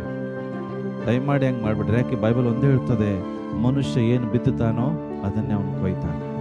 ಇವತ್ತು ನೀನು ದ್ವೇಷವನ್ನ ಬಿತ್ತಿದ್ರೆ ದ್ವೇಷವನ್ನ ಕೊಯ್ತೀಯ, ಅಹಂಕಾರವನ್ನ ಬಿತ್ತಿದ್ರೆ ಅಹಂಕಾರವನ್ನ ಕೊಯ್ತೀಯ. ಆದ್ರೆ ದೀನತೆಯನ್ನು ಬಿತ್ತು ದೀನತೆಯಿಂದ ಉಜ್ಜೀವನವನ್ನು ಕೊಯ್ತೀಯ. ನಾನು ಹೇಳ್ತಾ ಇಲ್ಲ, ಬೈಬಲ್ ಹೇಳ್ತದೆ, ನಾನು ದೀನನನ್ನು ಉಜ್ಜೀವಿಸ್ತೇನೆ. ಯಾರು ಕುಗ್ಗಿ ಹೋಗಿದಾರೋ ಅವರನ್ನು ನಾನು ಉಜ್ಜೀವಿಸ್ತೇನೆ. ಪ್ರಿಯರೇ, ಬೈಬಲ್ ಹೇಳ್ತದೆ ಸ್ಪಷ್ಟವಾಗಿ, ಈ ಲೋಕದಲ್ಲಿ ದಾವೀದನಂತ ದೀನ ಮನುಷ್ಯನು, ಮೋಶೆ ಅಂತ ದೀನ ಮನುಷ್ಯ ಈ ಲೋಕದಲ್ಲೇ ಹುಟ್ಟಲಿಲ್ಲ ಅಂತ ಬರ್ತದೆ. ಯಾಕೆ ದೇವರು ಮೋಶೆಯನ್ನ ಅಷ್ಟು ದೊಡ್ಡ ನಾಯಕನನ್ನಾಗಿ ಮಾಡಿದ್ರೆ ನಾನು ಆಲೋಚಿಸ್ತಾ ಇದ್ರೆ ದೇವರ ವಾಕ್ಯ ಉತ್ತರ ಹೇಳ್ತದೆ, ಅವನಂತ ದೀನನು, ತಗ್ಗಿಸಿಕೊಳ್ಳುವಂತ ವ್ಯಕ್ತಿ ಈ ಲೋಕದಲ್ಲೇ ಹುಟ್ಟಲಿಲ್ಲ. ಅಂತ ದೀನತೆ ಯಾರಲ್ಲಿತ್ತಂತೆ? ಮೋಶೆಯಲ್ಲಿತ್ತು. ಅದೇ ಪ್ರಕಾರ ದಾವೀದನು ಪಾಪ ಮಾಡ್ದ, ಆದ್ರೆ ತನ್ನನ್ನು ತಾನು ದೇವರ ಮುಂದೆ ತಗ್ಗಿಸಿಕೊಂಡ. ಎಷ್ಟು ತಗ್ಗಿಸಿಕೊಂಡ ಅವನು ಹೇಳ್ತಾನೆ, ಜಜ್ಜಿ ಹೋದ ಹೃದಯ ಒಂದಾಗಿತ್ತು. ಅದಕ್ಕಾಗಿ ದೇವರವನು ಹೇಳ್ತಾರೆ, ನನ್ನ ಹೃದಯಕ್ಕೆವಂತೆ ಒಪ್ಪುವಂತ ಮನುಷ್ಯ ಯಾರು? ದಾವೀದ ಎಂಬುದಾಗಿ. ಪ್ರಿಯರೇ, ಸುಮ್ಮನೆ ದೇವರು ಈ ಮಾತನ್ನು ಹೇಳಕ್ ಆಗುದಿಲ್ಲ ಪ್ರಿಯರೇ. ಓಕೆ, ಇನ್ನೊಂದು ವಾಕ್ಯ ಓದೋಣ. ಯಾಕೋಬ 4:6 ಓದ್ರಿ.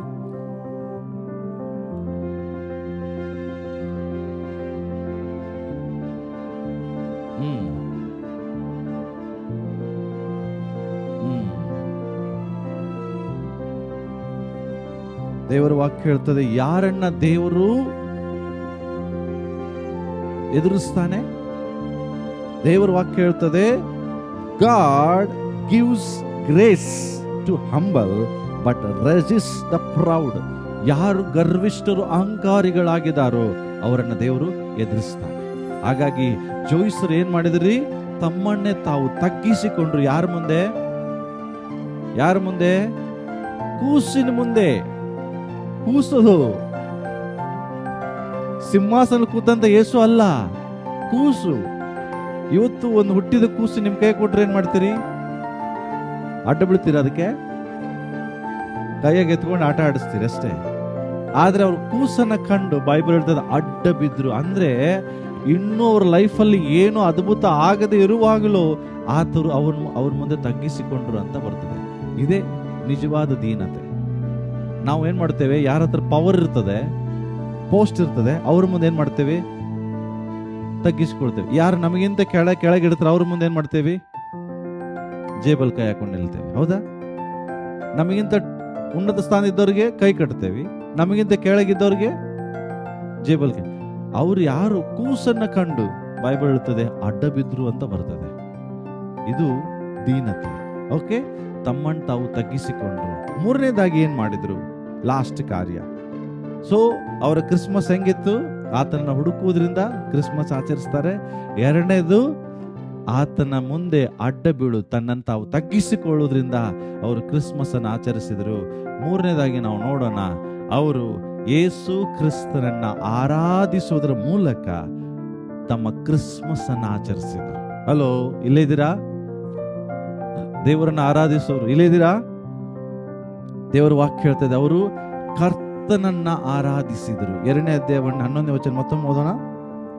2:11.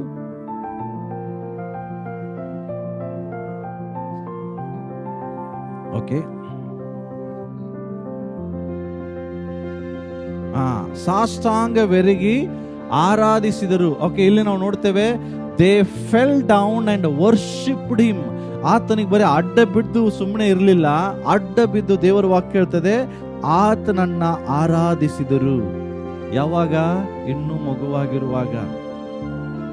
ತಿಳ್ಕೊಡ್ರಿ, ಯೇಸು ಕ್ರಿಸ್ತಂದು ಏನಾರು ಅದ್ಭುತ ಆಯ್ತು ಅವರಿಗೆ?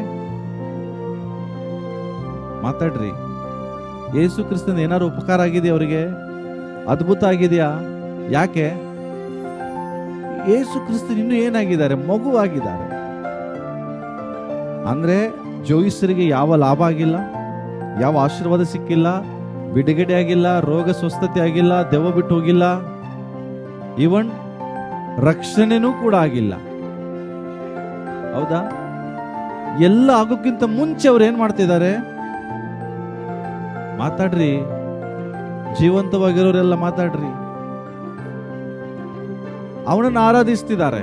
ನಿಮಗೆ ಅದ್ಭುತ ಆಗಿದೆ, ರಕ್ಷಣೆ ಸಿಕ್ಕಿದೆ, ಬಿಡುಗಡೆ ಆಗಿದೆ, ದೆವ್ವ ಬಿಟ್ಟು ಹೋಗಿದೆ, ಬಡತನ ನೀಗಿದೆ, ಕೆಲವರು ಸಾಲ ತೀರಿದೆ, ಆದ್ರೂ ಆರಾಧನೆ ಮಾಡೋದಿಲ್ಲ. ಕರೆಕ್ಟಾ? ಆರಾಧನೆ ಅಂದ್ರೆ ಅದ್ಭುತವನ್ನ ಮಾಡಿದಾಗ ಮಾಡೋದಲ್ರಿ. ನಿನ್ನ ಜೀವಿತದ ಅದ್ಭುತ ಆಗೋಕ್ಕಿಂತ ಮುಂಚೆನೆ ದೇವರನ್ನ ಆರಾಧಿಸೋದು. ಆದ್ರೆ ನಮ್ಮ ದುರಾದೃಷ್ಟ, ಎಲ್ಲ ದೇವರಿಂದ ಹೊಂದಿಕೊಂಡ ಮೇಲೆಯೂ ಕೆಲವರು ಸಾಯು ಪರಿಸ್ಥಿತಿಯಲ್ಲಿದ್ರಿ, ದೇವರು ನಿಮ್ಮನ್ನ ಬದುಕಿಸಿದಾನೆ. ಹೌದಾ? ಇವತ್ತು ಈ ಲೋಕದಲ್ಲಿ ನೀವು ಇರಬಾರ್ದಾಗಿತ್ತು, ಇನ್ನೂ ನೀವು ಬದುಕುವಂಗೆ ದೇವರು ಮಾಡಿದಾನೆ. ಹೌದಾ?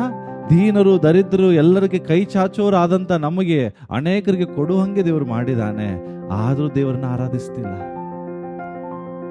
ಆರಾಧನೆ ಪ್ರಿಯರೇ, ಹೆಂಗೆ ಆರಾಧಿಸಿದ್ರು? ಸುಮ್ಮನೆ ಆರಾಧಿಸ್ಲಿಲ್ಲರಿ ಅವರು. ದೇವರ ವಾಕ್ಯ ಹೇಳ್ತದೆ, they worshipped by giving 3 gifts. ಅವರು ದೇವರನ್ನ ಹೆಂಗೆ ಆರಾಧಿಸಿದ್ರು? ಸುಮ್ಮನೆ ಯೇಸುವೇ ನೀನೇ ಒಳ್ಳೆಯವನು, ಪರಿಶುದ್ಧನಂತ ಹೇಳಿಲ್ಲ. ಅವರು ಕರ್ತನನ್ನ ಗೌರವಿಸ್ತಾ ತಮ್ಮಲ್ಲಿರುವ ಶ್ರೇಷ್ಠವಾದದನ್ನು ಕೊಡುವುದರ ಮೂಲಕ ಅವರು ದೇವರನ್ನ ಆರಾಧಿಸಿದರು. ಪ್ರಿಯರೇ, ಪ್ರೀತಿ ಕೊಡುವುದರಲ್ಲಿದೆ, ಕರ್ತನಿಗೆ ಕೊಡುವುದರಲ್ಲಿದೆ, ದೇವರಕ್ಕೆ ಕೊಡುವುದರಲ್ಲಿದೆ. ಯಾಕೆಂದ್ರೆ ಈ ದೇವರು ನಿಮಗೆ ತನ್ನ ಮಗನನ್ನು ಕೊಟ್ಟಿದ್ದಾನೆ. ನಿಮ್ಮನ್ನ ದೇವರು ಪ್ರೀತಿಸಿದ್ರಿಂದ ನಿಮಗಾಗಿ ತನ್ನ ಒಬ್ಬನೇ ಮಗನನ್ನು ಕೊಟ್ಟಿದ್ದಾನೆ. ದೇವರು ತನ್ನ ಮಗನನ್ನು ಕೊಟ್ಟಿದ್ದರಲ್ಲಿ ತನ್ನ ಪ್ರೀತಿಯನ್ನು ತೋರಿಸಿದ. ಇವತ್ತು ನಮಗೆ ದೇವರ ಮೇಲೆ ಪ್ರೀತಿ ಇದೆ, ದೇವರನ್ನ ಆರಾಧಿಸ್ತೇವಂದ್ರೆ ನಿನ್ನ ಲೈಫ್ ಅನ್ನ ದೇವರಿಗೆ ಕೊಡು. ಫಸ್ಟ್ ನಿನ್ನ ಸಮಯವನ್ನ ದೇವರಿಗೆ ಕೊಡು, ನಿನ್ನ ಎನರ್ಜಿಯನ್ನ ದೇವರಿಗೆ ಕೊಡು, ನಿನ್ನ ಅಮೂಲ್ಯವಾದಂಥ ಟ್ಯಾಲೆಂಟ್ ಅನ್ನ ದೇವರಿಗೆ ಕೊಡು. ಅದು ನೀನು ದೇವರಿಗೆ ಕೊಡುವ ಆರಾಧನೆ. ನಾವು ದೇವರಿಗೆ ಏನು ಕೊಡಕ್ಕೆ ರೆಡಿ ಇಲ್ಲ, ನನ್ನ ಸಮಯ ಕೊಡಕ್ಕೆ ರೆಡಿ ಇಲ್ಲ, ನನ್ನ ಎನರ್ಜಿ ಕೊಡ್ಲಿಕ್ಕೆ ರೆಡಿ ಇಲ್ಲ, ಯಾವಾಗಲೂ ಬಿಸಿ. ಬಟ್ ಇಲ್ಲಿ ಬಂದು ನಾವು ಕೈ ಎತ್ತಿ ದೇವರೇ ನಿನ್ನ ಆರಾಧಿಸ್ತೀವಿ. 2 ಹಾಡು ಹಾಡೋದ್ರಿಂದ ದೇವರನ್ನ ಆರಾಧನೆ ಮಾಡ್ದಂಗೆ ಆಗಲ್ಲ ಪ್ರಿಯರೇ. ನಿಜವಾದ ಆರಾಧನೆ ನಿನ್ನನ್ನೇ ನೀನು ದೇವರಿಗೆ ಸಮರ್ಪಿಸೋದು. ಬೈಬಲ್ ಹೇಳ್ತದೆ, ನಿಮ್ಮ ಶರೀರವನ್ನ ಸಜೀವ ಯಜ್ಞವಾಗಿ ದೇವರನ್ನ ಅರ್ಪಿಸುವುದೇ ನಿಮ್ಮ ವಿಧೇಯಪೂರ್ವಕವಾದ ಆರಾಧನೆ. ಇವತ್ತು ನಾವು ಏನನ್ನ ದೇವರಿಗೆ ಕೊಡ್ತಾ ಇದ್ದೇವೆ ಹೇಳಿ? What we are giving? ಏನಾರು ಕೊಡ್ತಾ ಇದ್ದೀರಾ ದೇವರಿಗೆ? ಬಟ್ ಬಾಯಲ್ಲಿ ಹೇಳ್ತೇವೆ, ದೇವರೇ ನಾನೆನ್ನ ಆರಾಧಿಸ್ತೇನೆ. ಎಷ್ಟು ಜನರು ಏನಾರು ತ್ಯಾಗ ಮಾಡಿದ್ದೀರಾ ಕರ್ತನಿಗಾಗಿ? ಎನರ್ಜಿ, ಸಮಯ, ಹಣ, ನಿಮ್ಮ ಹೋಗ್ಲಿ ಅಟ್ಲೀಸ್ಟ್ ಯಾವುದಾದ್ರೂ ಒಂದು ದುಶ್ಚಟ ತ್ಯಾಗ ಮಾಡಿದಿರ ದೇವರಿಗಾಗಿ? ನಾನು ಒಂದು ಹೇಳ್ತೇನೆ, ನಿನ್ನ ಒಂದು ವೇಳೆ ಯಾವುದಾದ್ರೂ ದುಶ್ಚಟವನ್ನು ಸಹ ನೀನು ದೇವರಿಗಾಗಿ ಬಿಡುವುದಾದ್ರೆ ಅದು ನಿನ್ನ ವರ್ಷಿಪ್ ಗೊತ್ತಾ? ಬಿಕಾಸ್ ನೀನು ದೇವ್ರಿಗೆ ಏನು ಇಷ್ಟ ಇಲ್ಲ ಅದನ್ನು ಬಿಡ್ತಾ ಇದೆಯಾ. It means every day your worshipping. ದೇವ್ರ ನೀನು ಆರಾಧಿಸ್ತಾ ಇದೆಯಾ. ಆರಾಧಿಸುವುದಂದ್ರೆ ದೇವರಿಗೆ ಇಷ್ಟವಾದದನ್ನ ಕೊಡುವುದು. ಅಬ್ರಾಹ್ಮನು ಒಂದೇ ಹೇಳ್ತಾನೆ, ತನ್ನ ಸೇವಕರು ನೀವು ಇಲ್ಲೇ ಇರ್ರಿ, ನಾನು ನನ್ನ ಮಗ ಹೋಗಿ ದೇವರನ್ನ ಆರಾಧಿಸಿ ಬರ್ತೇವೆ. ಅರ್ಥ ಏನು? ದೇವರಿಗೆ ಇಷ್ಟವಾದದ್ದನ್ನು ಅವನು ಕೊಡ್ಲಿಕ್ಕೆ ಹೋಗ್ತಾ ಇದ್ದಾನೆ. That is worship. ಹೇಗೆ ತಂದೆ ತನ್ನ ಒಬ್ಬನೇ ಮಗನ ನಮಗಾಗಿ ಕೊಟ್ನೋ, ಯೋಹಾನ 3:16 ಹೇಳ್ತದೆ, ಅದೇ ಪ್ರಕಾರ ಅಬ್ರಹಾಮನು ತನ್ನ ಒಬ್ಬನೇ ಮಗನನ್ನು ದೇವರಿಗಾಗಿ ಕೊಡಕ್ ಹೋದ. That is worship. ನಾವೇನ್ ಕೊಡ್ತೀವಿ ದೇವರಿಗೆ? ದೇವ್ರು ಕೊಟ್ಟಿದ್ರಲ್ಲಿ ಏನಾದ್ರು ಕೊಡಬಹುದಷ್ಟೇ. ಬಟ್ ನಮ್ಮಿಂದ ದೇವರಿಗೆ ಕೊಡುವಂಥದ್ದು ಏನಿದೆ? What are we sacrificing? ನಾವು ದೇವರಿಗಾಗಿ ಏನನ್ನ ತ್ಯಾಗ ಮಾಡ್ತಾ ಇದ್ದೇವೆ? ಒಂದೊತ್ತು ಊಟ, ಒಂದು ದಿವಸ ನಿದ್ರೆ, ನನ್ನಲ್ಲಿರುವಂತ ದುಶ್ಚಟ ಏನಾದ್ರೂ ಬಿಡ್ತಾ ಇದ್ದೇವಾ? ದೇವರಿಗೆ ಇಷ್ಟ ಏನು ಕೇಳ್ರಿ. ದೇವರಿಗೆ ಏನು ಇಷ್ಟ ಅದನ್ನು ಕೊಡ್ರಿ. ಪ್ರಿಯರೇ, ಅವ್ರು ಕೊಟ್ಟದ್ದೇನು? ಏನ್ ಕೊಟ್ರು? 3 ವಿಷಯ ಕೊಟ್ರು. ಓದ್ರಿ 11ನೇ ವಚನ ಓದ್ರಿ ಮತ್ತೊಮ್ಮೆ. 2:11. ತೆರೆದು ಏನ್ ಕೊಟ್ರು? ಮೊದಲು ಚಿನ್ನ, ಗೋಲ್ಡ್. ಯಾರಿಗೆ? ಮಗು.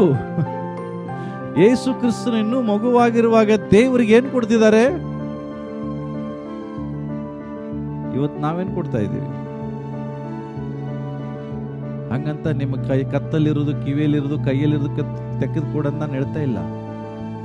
ಅಂದ್ರೆ ಏನು? ಅವ್ರು ಹೇಳೋದೇನು ಗೊತ್ತಾ? ದೇವರೇ, ನನಗೆ ಯಾವ್ದು ಅಮೂಲ್ಯವೋ ಅದು ನಿನ್ನ ಪಾದಕ್ಕೆ ಸಮಾನ. This is worship. ಏನು?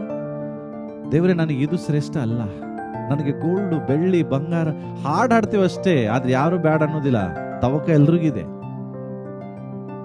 ಎಲ್ರಿಗಿದೆ, ಆದ್ರೆ ಏನ್ ನಾನು ಹೇಳಿಕ್ ಇಷ್ಟಪಡ್ತಾ ಇದ್ದೇನೆ ಅಂದ್ರೆ, ಗೋಲ್ಡ್ ಮೀನ್ಸ್ ವಾಟ್? ಗೋಲ್ಡ್ ಅಂದ್ರೆ ಇದು ಅರಸನ ಗಿಫ್ಟ್ ಫಾರ್ ಅ ಕಿಂಗ್. ಒಬ್ಬ ಅರಸನಿಗೆ ಕೊಡುವಂತ ಉಡುಗೊರೆ. ಅಂದ್ರೆ ಅವ್ರು ಏನ್ ಮಾಡ್ತಿದ್ದಾರೆ? ನನ್ನ ಯೇಸು ಮಗು ಅಲ್ಲ, ನನ್ನ ಯೇಸು ಬಾಲಕ ಅಲ್ಲ, ನನ್ನ ಯೇಸು ಒಬ್ಬ ಅರಸನು. ಅರಸನಿಗೆ ಕೊಡುವಂತ ಗಿಫ್ಟ್ ಗೋಲ್ಡ್. ಅಂದ್ರೆ ಅವ್ರ ಲೈಫ್ ಅಲ್ಲಿ ಅವರು ಯೇಸುವನ್ನ ಹೆಂಗೆ ಆರಾಧಿಸ್ತಾ ಇದ್ದಾರೆ ಗೊತ್ತಾ? ಶಿಲುಬೆಯ ಮೇಲೆ ಬಲಿಯಾದ ಯೇಸು ಅಲ್ಲ, ರಾಜಾದಿರಾಜನು, ಒಡೆಯರ ಒಡೆಯನು, ಇಡೀ ಲೋಕಕ್ಕೆ ನ್ಯಾಯ ತೀರಿಸುವಂತ ದೇವರೆಂಬುದಾಗಿ ಅವರು ನೋಡ್ತಾ ದೇವರನ್ನ ಆರಾಧಿಸ್ತಾ ಇದ್ದಾರೆ. ಗೋಲ್ಡ್ ಬಂಗಾರ. ಪ್ರಿಯರೇ, ಬೈಬಲ್ ಹೇಳ್ತದೆ ಇದು ಕಿಂಗ್ಶಿಪ್ ಅನ್ನು ಸೂಚಿಸ್ತದೆ. ಗೋಲ್ಡ್ ಮೀನ್ಸ್ ಕಿಂಗ್, ಅರಸತನವನ್ನು ಸೂಚಿಸ್ತದೆ. ಕಿಂಗ್ಶಿಪ್ ಅಂದ್ರೆ ನನ್ನ ಲೈಫ್ ಅಲ್ಲಿ ಕಿಂಗ್ ಯಾರಾಗಬೇಕು? ನಾನಾ? ಯೇಸುನಾ? This is what you are worshipping. ಆರಾಧನೆ ಅಂದ್ರೆ ದೇವರೇ, ನನ್ನ ಜೀವಿತದಲ್ಲಿ ನಾನು ಒಡೆಯ ಅಲ್ಲ, ನನ್ನ ಜೀವಿತದ ಯಜಮಾನ ನೀನು. ಅಂದ್ರೆ ಏನು? ಅಲ್ಟಿಮೇಟ್ ಅಥಾರಿಟಿ ಯಾರಿಗಿರ್ತದೆ? ಕಿಂಗಿಗಿರ್ಬೇಕು. ನಿನ್ನ ಜೀವಿತದ ಮೇಲೆ ಅಧಿಕಾರ ಯಾರಿಗಿರ್ಬೇಕು? ಯಾರಿಗಿರ್ಬೇಕ್ರಿ? ನನ್ನ ಪ್ರಶ್ನೆ, ಹಾಡಾಡ್ತೇವೆ ಮಹಿಮೆ ಅರಸನೆ ಅಂತ. ನಾನು ಪ್ರಶ್ನೆ ಕೇಳ್ತೇನೆ, ಯೇಸು ನಿಮ್ಮ ಅರಸನಾಗಿದ್ದಾನ? ನಿಜವಾಗಿ ಹೇಳ್ರಿ. ಒಂದು ವೇಳೆ ಯೇಸು ನಿಮ್ಮ ಅರಸನಾಗಿದ್ದರೆ ನನಗೆ ಒಂದು ಪ್ರಶ್ನೆ ಕೇಳ್ತೇನೆ, ಯೇಸು ಹೇಳಿದ್ದನ್ನೇ ನಾವು ಮಾಡ್ತಿದ್ದೀವ? ಮತ್ತೆ ಯೇಸು ನನ್ನ ಜೀವಿತ ಅರಸ ಅಂತ ಹೆಂಗೆ ಹೇಳಿದ್ರಿ? ಯೇಸು ಎಲ್ಲಿ ಹೇಳ್ತಾನೆ ಅಲ್ಲೇ ಹೋಗ್ತಿದ್ದೀರಾ? ಮಾತಾಡ್ರಿ. ಯೇಸು ಏನ್ ಹೇಳಂತಿದ್ದಾನೆ ಅದನ್ನೇ ಅಷ್ಟೇ ಹೇಳ್ತೀರಾ? ಯೇಸು ಯಾವಾಗ ಸುಮ್ಮನಿರಂತ ಸುಮ್ಮನಿರ್ತೀರಾ? ಆದ್ರೂ ಬಾಯಲ್ಲಿ ಹೇಳ್ತೇವೆ ಯೇಸುವೆ ನನ್ನ ಅರಸ. ಇಟ್ ಮೀನ್ಸ್ ನಾವು ಬಾಯಿಂದ ಯೇಸುವನ್ನ ಗುರು ಅಂತೇವೆ, ಹೌದಾ? ಯೇಸುವನ್ನ ಬಾಯಿಂದ ಹೇಳ್ತೇವೆ ಒಡೆಯ ಅಂತ. ಆದ್ರೆ ನಮ್ಮ ಹೃದಯ ಎಷ್ಟೋ ದೇವರಿಂದ ದೂರ ಇದೆ. ಸ್ವಾಮಿ ಅನ್ನೋರೆಲ್ಲ ದೇವರ ರಾಜ್ಯಕ್ಕೆ ಹೋಗಲ್ಲ. ಯೇಸುವೇ ನನ್ನ ಒಡೆಯನು ಅಂತ ಹಾಡೋರು ಎಲ್ಲ ಪರಲೋಕಕ್ಕೆ ಹೋಗಲ್ಲ. ನಿಜವಾಗಿ ಯೇಸುವಿಗೆ ಅರಸನ ಸ್ಥಾನ ಕೊಡ್ರಿ ಕ್ರಿಸ್ಮಸ್ ಅಲ್ಲಿ. ದೇವರೇ, ನೀನು ಹೇಳಿದ್ದನ್ನೇ ಮಾಡ್ತಾನೆ, ನೀನು ಏನು ಮಾತಾಡಂತೆ ಅದನ್ನೇ ಮಾತಾಡ್ತೇನೆ, ನೀನು ಎಲ್ಲಿಗೆ ಹೋಗಂತೆ ಅಲ್ಲಿಗೆ ನಾನು ಹೋಗ್ತೇನೆ, ನೀನು ಏನು ಮಾಡಬೇಡಂತೆ ಅದನ್ನು ನಾನು ಮಾಡೋದೇ ಇಲ್ಲ. ಯಾವಾಗ ಇದನ್ನು ಮಾಡ್ತೀರಿ ಅವಾಗ ನೀವು ಹೇಳಿದ್ರೆ ಒಂದು ಅರ್ಥ ಇರ್ತದೆ, ಯೇಸು ನನ್ನ ಜೀವಿತದ ಯಜಮಾನ, ಯೇಸು ನನ್ನ ಜೀವಿತದ ಒಡೆಯ. ಗೋಲ್ಡ್ ಎಲ್ಲಿ? ದೇವರ ಟ್ಯಾಬರ್ನ್ಯಾಕಲ್ ಅಲ್ಲಿ ನಾವು ನೋಡುವಾಗ ದೇವದರ್ಶನ ಗುಡಾರದಲ್ಲಿ ಮಹಾಪರಿಶುದ್ಧವಾದ ಸ್ಥಳದಲ್ಲಿ ಗೋಲ್ಡ್ ಇಡ್ತಿದ್ರು. ಮಹಾಪರಿಶುದ್ಧವಾದ ಸ್ಥಳದ ಗೋಡೆಗಳಿಗೆಲ್ಲ ಬಂಗಾರ ಹಾಕ್ತಿದ್ರು. ಅದು ಬಂಗಾರ. ಇದನ್ನು ಯೇಸು ಕ್ರಿಸ್ತನ ಮಗುವಾಗಿರುವಾಗ ಅವರು ಉಡುಗೊರೆ ಕೊಟ್ಟು ಆರಾಧಿಸ್ತಿದ್ದಾರೆ. ಇವತ್ತು ನೀವು ಆರಾಧನೆ ಮಾಡ್ತಾ ಇದ್ದೀರಿ. ನನ್ನ ಪ್ರಶ್ನೆ, ಅಮೂಲ್ಯವಾದದ್ದನ್ನು ಅವರು ಕೊಟ್ಟರು, ನೀವು ಇವತ್ತು ನಿಮ್ಮ ಅಮೂಲ್ಯವಾದದ್ದೇನು ಕೊಡ್ತಿದ್ದೀರಿ? ಅಬ್ರಹಾಮನು ತನ್ನ ಅಮೂಲ್ಯವಾದ ಮಗನನ್ನೇ ಕೊಡ್ಲಿಕ್ಕೆ ರೆಡಿ ಆದ. ನನ್ನ ಪ್ರಶ್ನೆ, ನೀವೆಲ್ಲ ದೇವರನ್ನ ಆರಾಧಿಸ್ತಿದ್ದೀರಲ್ಲ, ಹಾಗಾದ್ರೆ ನೀವೇನು ಕೊಡ್ತಾ ಇದ್ದೀರಿ? ಗೋಲ್ಡ್ ಕಿಂಗ್ಶಿಪ್ ಅನ್ನು ಸೂಚಿಸ್ತದೆ. ಎರಡನೇದು ಏನ್ ಕೊಟ್ರು ಅವರು? ಧೂಪ. ಹೌದಾ? ಧೂಪ. ಬೈಬಲ್ ಹೇಳ್ತದೆ ಧೂಪದ ವಿಷಯದಲ್ಲಿ ಪರಿಶುದ್ಧ ಸ್ಥಳದಲ್ಲಿ ಇಟ್ಟಿರ್ತಾರೆ. ಏನನ್ನ? ಧೂಪನ. ಅದು ಮಹಾಪರಿಶುದ್ಧ ಸ್ಥಳದಲ್ಲಿದ್ರೆ ಇದು ಕೂಡ ಎಲ್ಲಿರ್ತದೆ? ಪರಿಶುದ್ಧವಾದ ಸ್ಥಳದಲ್ಲಿ. ಸುಗಂಧ ಸುವಾಸನೆ ಎಂಬ ಧೂಪ ಅಲ್ಲಿ ಇಟ್ಟಿರ್ತಾರೆ. ಎಲ್ಲಿ? ಪರಿಶುದ್ಧವಾದ ಸ್ಥಳದಲ್ಲಿ. An incense used in worship symbolizing divinity. ಪ್ರಿಯರೇ, ಇವತ್ತು ನಿನ್ನ ಧೂಪ ಏನಾಗಿದೆ? ನಿನ್ನ ಪ್ರಾರ್ಥನೆ ಏನು? ಬೈಬಲ್ ಹೇಳ್ತದಲ್ಲ, ಪ್ರಾರ್ಥನೆ ಧೂಪದ ಹಾಗೆ ದೇವರ ಸನ್ನಿಧಾನಕ್ಕೆ ಹೋಗ್ತದೆ ಅಂತ. ಕರೆಕ್ಟಾ? ಹಾಗಾದ್ರೆ ಇವತ್ತು ನನ್ನ ಪ್ರಶ್ನೆ, ಅವರು ಯೇಸು ಕ್ರಿಸ್ತನ ಆರಾಧಿಸುವಾಗ ಬಂಗಾರವನ್ನು ಅಂದ್ರೆ ಅರಸನ ಸ್ಥಾನವನ್ನು ಕೊಟ್ಟು ಆರಾಧನೆ ಮಾಡಿದರು. ಎರಡನೇದಾಗಿ ದೇವರಿಗೆ ಸುಗಂಧ ಸುವಾಸನೆ ಎಂಬ ಪ್ರಾರ್ಥನೆಯನ್ನ ಮಾಡೋದ್ರ ಮೂಲಕ ದೇವರನ್ನ ಆರಾಧಿಸಿದ್ರು. ನಾನು ಅದೇ ಕೇಳಿದೆ, ಇವತ್ತು ನೀವು ದೇವರನ್ನ ಹುಡುಕಿದ್ರೆ ದೇವರ ಸನ್ನಿಧಾನದಲ್ಲಿ ಹೆಚ್ಚು ಪ್ರಾರ್ಥನೆ ಮಾಡ್ತೀರಿ. ಇವತ್ತು ನಿಮ್ಮ ಪ್ರಾರ್ಥನೆ ಜೀವಿತ ಹೇಗಿದೆ? ಹೇಗಿದೆ? ಧೂಪವನ್ನು ಅವ್ರು ಕೊಟ್ಟರು. ಓಕೆ, ನನ್ನ ಕಡೆ ಸಮಯ ಇಲ್ಲ, ನಾನು ಅದಕ್ಕೋಸ್ಕರ ನಾನು ಹೋಗ್ತಾ ಇಲ್ಲ ಈಗ. ಓಕೆ, ನಾನು ಏನು ಹೇಳ್ತೇವೆ ಅಂದರೆ, ನೀನು ಯಾವಾಗ ಪ್ರಾರ್ಥನೆ ಮಾಡಲಿಕ್ಕೆ ಶುರು ಮಾಡ್ತೀಯೋ ಅದು ದೇವರಿಗೆ ಸುಗಂಧ ವಾಸನೆಯಾಗಿ ಮಾರ್ಪಡ್ತದೆ. ನಿನ್ನ ಅಂದರೆ ಇಟ್ ಅಟ್ರಾಕ್ಟ್ಸ್ ಗಾಡ್. ದೇವರನ್ನು ಆಕರ್ಷಿಸ್ತದೆ ಯಾವುದು? ನಮ್ಮ ಮೊಣಕಾಲಿನ ಪ್ರಾರ್ಥನೆ. ಆದರೆ ಇವತ್ತು ಸಮಸ್ಯೆ ಏನು? We are busy with worldly things. ಲೋಕದ ಕಾರ್ಯಗಳು ಹೆಚ್ಚು ಬಿಸಿ ಇದ್ದೇವೆ, ಆದರೆ ಪ್ರಾರ್ಥನೆಗೆ ಸಮಯ ಇಲ್ಲ, ದೇವರನ್ನ ಹುಡುಕ್ಲಿಕ್ಕೆ ಸಮಯ ಇಲ್ಲ, ದೇವರದ ಸನ್ನಿಧಾನದಲ್ಲಿ ಕೂತ್ಕೊಂಡು ನಶಿಸಿ ಹೋಗುವ ಜನರಿಗಾಗಿ ಪ್ರಾರ್ಥನೆ ಮಾಡಲಿಕ್ಕೆ ಸಮಯ ಇಲ್ಲ. ನಾನು ಹೇಳ್ತೇನೆ, ಅವರ ಕ್ರಿಸ್ಮಸ್ ಯಾವ ರೀತಿ ಇತ್ತು, ಇವತ್ತು ನಮ್ಮ ಕ್ರಿಸ್ಮಸ್ ಯಾವ ರೀತಿ ಇದೆ ಪ್ರಿಯರೇ. ಓಕೆ, ದೆನ್ ಮೂರನೇದಾಗಿ ಅವ್ರು ಏನ್ ಕೊಟ್ರು? ಓಕೆ, ಮೇರ್ ಅಂತ ಹೇಳಿದ್ರೆ a spice used for embalming, okay, fresh down Jesus death and burial. ಸುಗಂಧ ಸುವಾಸನೆಯನ್ನ ಮಾಡುವುದಕ್ಕೆ ಈ ರಕ್ತ ಬೋಳವನ್ನು ಉಪಯೋಗಿಸ್ತಾರೆ. ಎರಡನೇದು, ಅಭಿಷೇಕ ತೈಲವನ್ನು ಮಾಡುವುದಕ್ಕೂ ಸಹ ಈ ಒಂದು ರಕ್ತ ಬೋಳವನ್ನು ಉಪಯೋಗಿಸುವುದನ್ನು ನಾವು ನೋಡ್ತೇವೆ. ಓಕೆ, ಇದನ್ನ ನೀವು ಲಾಸ್ಟ್ ಟೈಮ್ ನಾನು ನಿಮಗೆ ಇದ್ರ ಬಗ್ಗೆ ಮಾತನಾಡುವಾಗ ಹೇಳಿದ್ದೆ. ರಕ್ತ ಬೋಳ ಅಂದ್ರೆ ಇದನ್ನು ನಾ ಇದ್ರ ಬಗ್ಗೆ ಹೇಳಿದ್ದೆ ನಿಮ್ಗೆ, ಹೌದಾ? It is an fragrance that comes from a trunk of, ಇದು ನೋಡ್ರಿ, ಕೆಂಫೋರಿಯಾ ಅಂತ ಹೇಳ್ದೆ. ಇದ್ರದ್ದು Camphoria tree, okay, that it grows in Arabia. Okay, this is a picture of meekness and submission ಅಂತ ನಿಮಗೆ ಹೇಳಿದ್ದೆ. ಇದರ ಅರ್ಥ ಏನು? ರಕ್ತ ಬೋಳವನ್ನು ಅವರು ಉಡುಗೊರೆಯಾಗಿ ಕೊಡ್ತಾರೆ. ಇದು ಸಾಮಾನ್ಯವಾದದ್ದಲ್ಲ, ಇದು ಸಿಗುವುದಿಲ್ಲ ಎಲ್ಲಿ. ಇದು ಆ ಗಿಡದಿಂದ ಬರುವಂತ ಒಂದು ವಸ್ತು. ಅದನ್ನ ಸುಗಂಧ ದ್ರವ್ಯವನ್ನ ಮಾಡುವುದಕ್ಕೆ, ಅಭಿಷೇಕ ತೈಲವನ್ನ ಮಾಡುವುದಕ್ಕೆ ಉಪಯೋಗಿಸ್ತಾ ಇದ್ರು. ನಿಮಗೆ 5 ಇಂಗ್ರೀಡಿಯೆಂಟ್ಸ್ ಆಫ್ ಅನಾಯಿಂಟಿಂಗ್ ಆಯಿಲ್ ಬಗ್ಗೆ ಮಾತಾಡಿದ್ದೆ. ಅಭಿಷೇಕ ತೈಲದಲ್ಲಿರುವ 5 ಸಾಮಗ್ರಿಗಳು, ಅದರಲ್ಲಿ ಒಂದು ರಕ್ತಬೋಳ, ಅಚ್ಚ ರಕ್ತಬೋಳ ಇತ್ತು. ಇದನ್ನ ಅಭಿಷೇಕ ತೈಲ ಮಾಡ್ಲಿಕ್ಕೆ ಉಪಯೋಗಿಸ್ತಾ ಇದ್ರು. ಬಹಳ ತುಂಬಾ ಕಾಸ್ಟ್ಲಿ. ಇದನ್ನು ಸಹ ಯಾರಿಗೆ ಕೊಡ್ತಾ ಇದ್ದಾರೆ ಅವರು? ಯೇಸು ಕ್ರಿಸ್ತನಿಗೆ ಕೊಡ್ತಾ ಇದ್ದಾರೆ. ಬಂಗಾರ ಕೊಡ್ತಿದ್ದಾರೆ, ಧೂಪವನ್ನ ಕೊಡ್ತಿದ್ದಾರೆ, ರಕ್ತಬೋಳವನ್ನ ಕೊಡ್ತಿದ್ದಾರೆ. ದ ಫ್ರೆಗ್ರೆನ್ಸ್, ಓಕೆ, ಯೂಸ್ ಮಾಡ್ತಾರೆ ಇದನ್ನ. ಇದರ ಅರ್ಥ ಏನು? ಕಿಂಗ್ಶಿಪ್ ಅಂತ, ಒಡೆತನದ ಸ್ಥಾನವನ್ನು ಕೊಟ್ಟು ಆರಾಧಿಸ್ತಾ ಇದ್ದಾರೆ. ಪ್ರಾರ್ಥನೆಯನ್ನು ದೇವರಿಗೆ ಸಮರ್ಪಿಸಿ ಆರಾಧಿಸ್ತಿದ್ದಾರೆ. ಮೂರನೇದು, ತಮ್ಮನ್ನ ತಾವು ದೇವರಿಗೆ ಸಬ್ಮಿಟ್ ಮಾಡ್ತಿದ್ದಾರೆ. ಅಂದ್ರೆ ದೇವರೇ, ನನ್ನ ಜೀವಿತದಲ್ಲಿ ನಿನ್ನ ಚಿತ್ತ ನೆರವೇರಲಿ, ನನ್ನ ಚಿತ್ತ ಬೇಡ. ನನ್ನ ಜೀವಿತದಲ್ಲಿ ನೀನಿಟ್ಟಂತ ಆಲೋಚನೆಗಳು, ಉದ್ದೇಶ ಏನಿದೆಯೋ ಅದನ್ನ ನೆರವೇರಿಸು. ನನ್ನ ಯೋಜನೆಗಳು ಬಹಳ ಇದಾವೆ, ಬಟ್ ನನ್ನ ಯೋಜನೆಗಳನ್ನು ದೇವರು ಪಾದಕ್ಕೆ ಸಮರ್ಪಿಸ್ತಾ ಇದ್ದಾರೆ. ದೇವರೇ, ನನ್ನ ಜೀವಿತದಲ್ಲಿ ನಿನ್ನ ಆಲೋಚನೆ ಏನಿದೆಯೋ ಅದನ್ನ ನೀನು ನೆರವೇರಿಸು. ಕರ್ತನ ಚಿತ್ತಕ್ಕೆ ಒಪ್ಪಿಸಿಕೊಡ್ತಿದ್ದಾರೆ. This is the worship. ಈ ರೀತಿಯಾಗಿ ಅವರು ದೇವರನ್ನ ಆರಾಧಿಸಿದ್ರು. ನನ್ನ ಪ್ರಶ್ನೆ, ಹಾಗಾದ್ರೆ ನಮ್ಮ ಆರಾಧನೆ ಇವತ್ತು ಹೆಂಗಿದೆ? ನಮ್ಮ ಕ್ರಿಸ್ಮಸ್ ಹೆಂಗಿದೆ? ಇಲ್ಲೇ ಇದ್ದೀರಾ? ಅರ್ಥ ಆಯ್ತು ನಾನು ಹೇಳಿದ್ ನಿಮಗೆ? ಅವರು ದೇವರನ್ನ ಹುಡುಕಿದರು. ದೇವರನ್ನ ಹುಡುಕುವುದಷ್ಟೇ ಅಲ್ಲ, ದೇವರಿಗೆ ಅಡ್ಡ ಬಿದ್ರು, ಮತ್ತೆ ದೇವರನ್ನ ಆರಾಧಿಸಿದರು. ಇದು ಅವರ ಕ್ರಿಸ್ಮಸ್. ನಾವು ಹೇಳೋದು, ನಮ್ಮ ಕ್ರಿಸ್ಮಸ್ ಹಿಂಗೆ ಆಗಿರಲಿ. ದೇವರನ್ನ ಹುಡುಕುವುದು ಅಂದ್ರೆ ದೇವರಿಗಾಗಿ ಸಮಯ ಕೊಡು. ನಿಮ್ಮ ಶಾಪಿಂಗ್ ಸಮಯ ಬಹಳ ಆಯ್ತು, ಹೌದಾ? ಲೋಕದ ಕಾರ್ಯಗಳಲ್ಲಿ ಬ್ಯುಸಿ ಆಯ್ತು. ಆದ್ರೆ ದೇವರು ಹೇಳ್ತಿದ್ದಾರೆ, ಕ್ರಿಸ್ಮಸ್ ಅಲ್ಲಿ ನನಗೆ ಸಮಯ ಕೊಡು, ನನ್ನನ್ನು ಹುಡುಕ್ರಿ. ಎರಡನೇದು, ನಿಮ್ಮನ್ನು ನೀವು ದೇವರ ಮುಂದೆ, ಮನುಷ್ಯರ ಮುಂದೆ ತಗ್ಗಿಸಿಕೊಳ್ಳ್ರಿ. Fell down. ದೇವರಿಗಿಂತ ಯಾರು ಶ್ರೇಷ್ಠರಲ್ಲ, ಅದರಲ್ಲಿ ನೀವು ಕೂಡ ದೇವರ ಮುಂದೆ ನಿಮ್ಮನ್ನು ನೀವು ತಗ್ಗಿಸಿಕೊಳ್ಳ್ರಿ.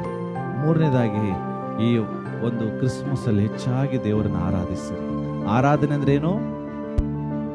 ಹೆಂಗೆ ಆರಾಧಿಸಬೇಕು? ನಮ್ಮ ಅಮೂಲ್ಯವಾದದಂತ ಕೊಡುವಂಥದ್ದು. ಅರ್ಥ ಏನು? ನಮ್ಮ ಜೀವಿತದಲ್ಲಿ ಯೇಸು ಅರಸನಾಗಿದ್ರೆ ನಾನು ದೇವರಿಗೆ ಮಾಡುವ ಆರಾಧನೆ.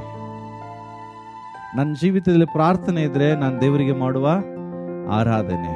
ನನ್ನ ಜೀವಿತದಲ್ಲಿ ದೇವರ ಚಿತ್ತಕ್ಕೆ ಒಪ್ಪಿಸಿಕೊಡೋದಿದ್ರೆ ಅದು ನನ್ನ ಜೀವಿತದ ಆರಾಧನೆ. ಅಂದ್ರೆ ನಾನೇ ಬಾಸ್ ಆದ್ರೆ ನಾವು ಹೇಳ್ತೇವಲ್ಲ, ನಂದೇ ನಡಿಬೇಕು, ನಾನು ಹೇಳಿದ್ದೇ ನಡಿಬೇಕು. ಹಲೋ, ನಿನ್ನ ಜೀವಿತದಲ್ಲಿ ದೇವರ ಚಿತ್ತ ಏನಿದೆ ಕೇಳು.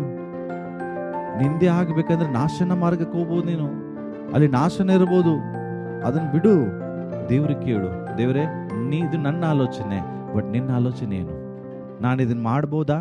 ಒಂದಿನ ಆದ್ರೂ ಕೇಳಿದಿರಾ? ಕೇಳ್ರಿ, ಕರ್ತನ ಚಿತ್ತಕ್ಕೆ ಒಪ್ಪಿಸಿಕೊಡ್ರಿ.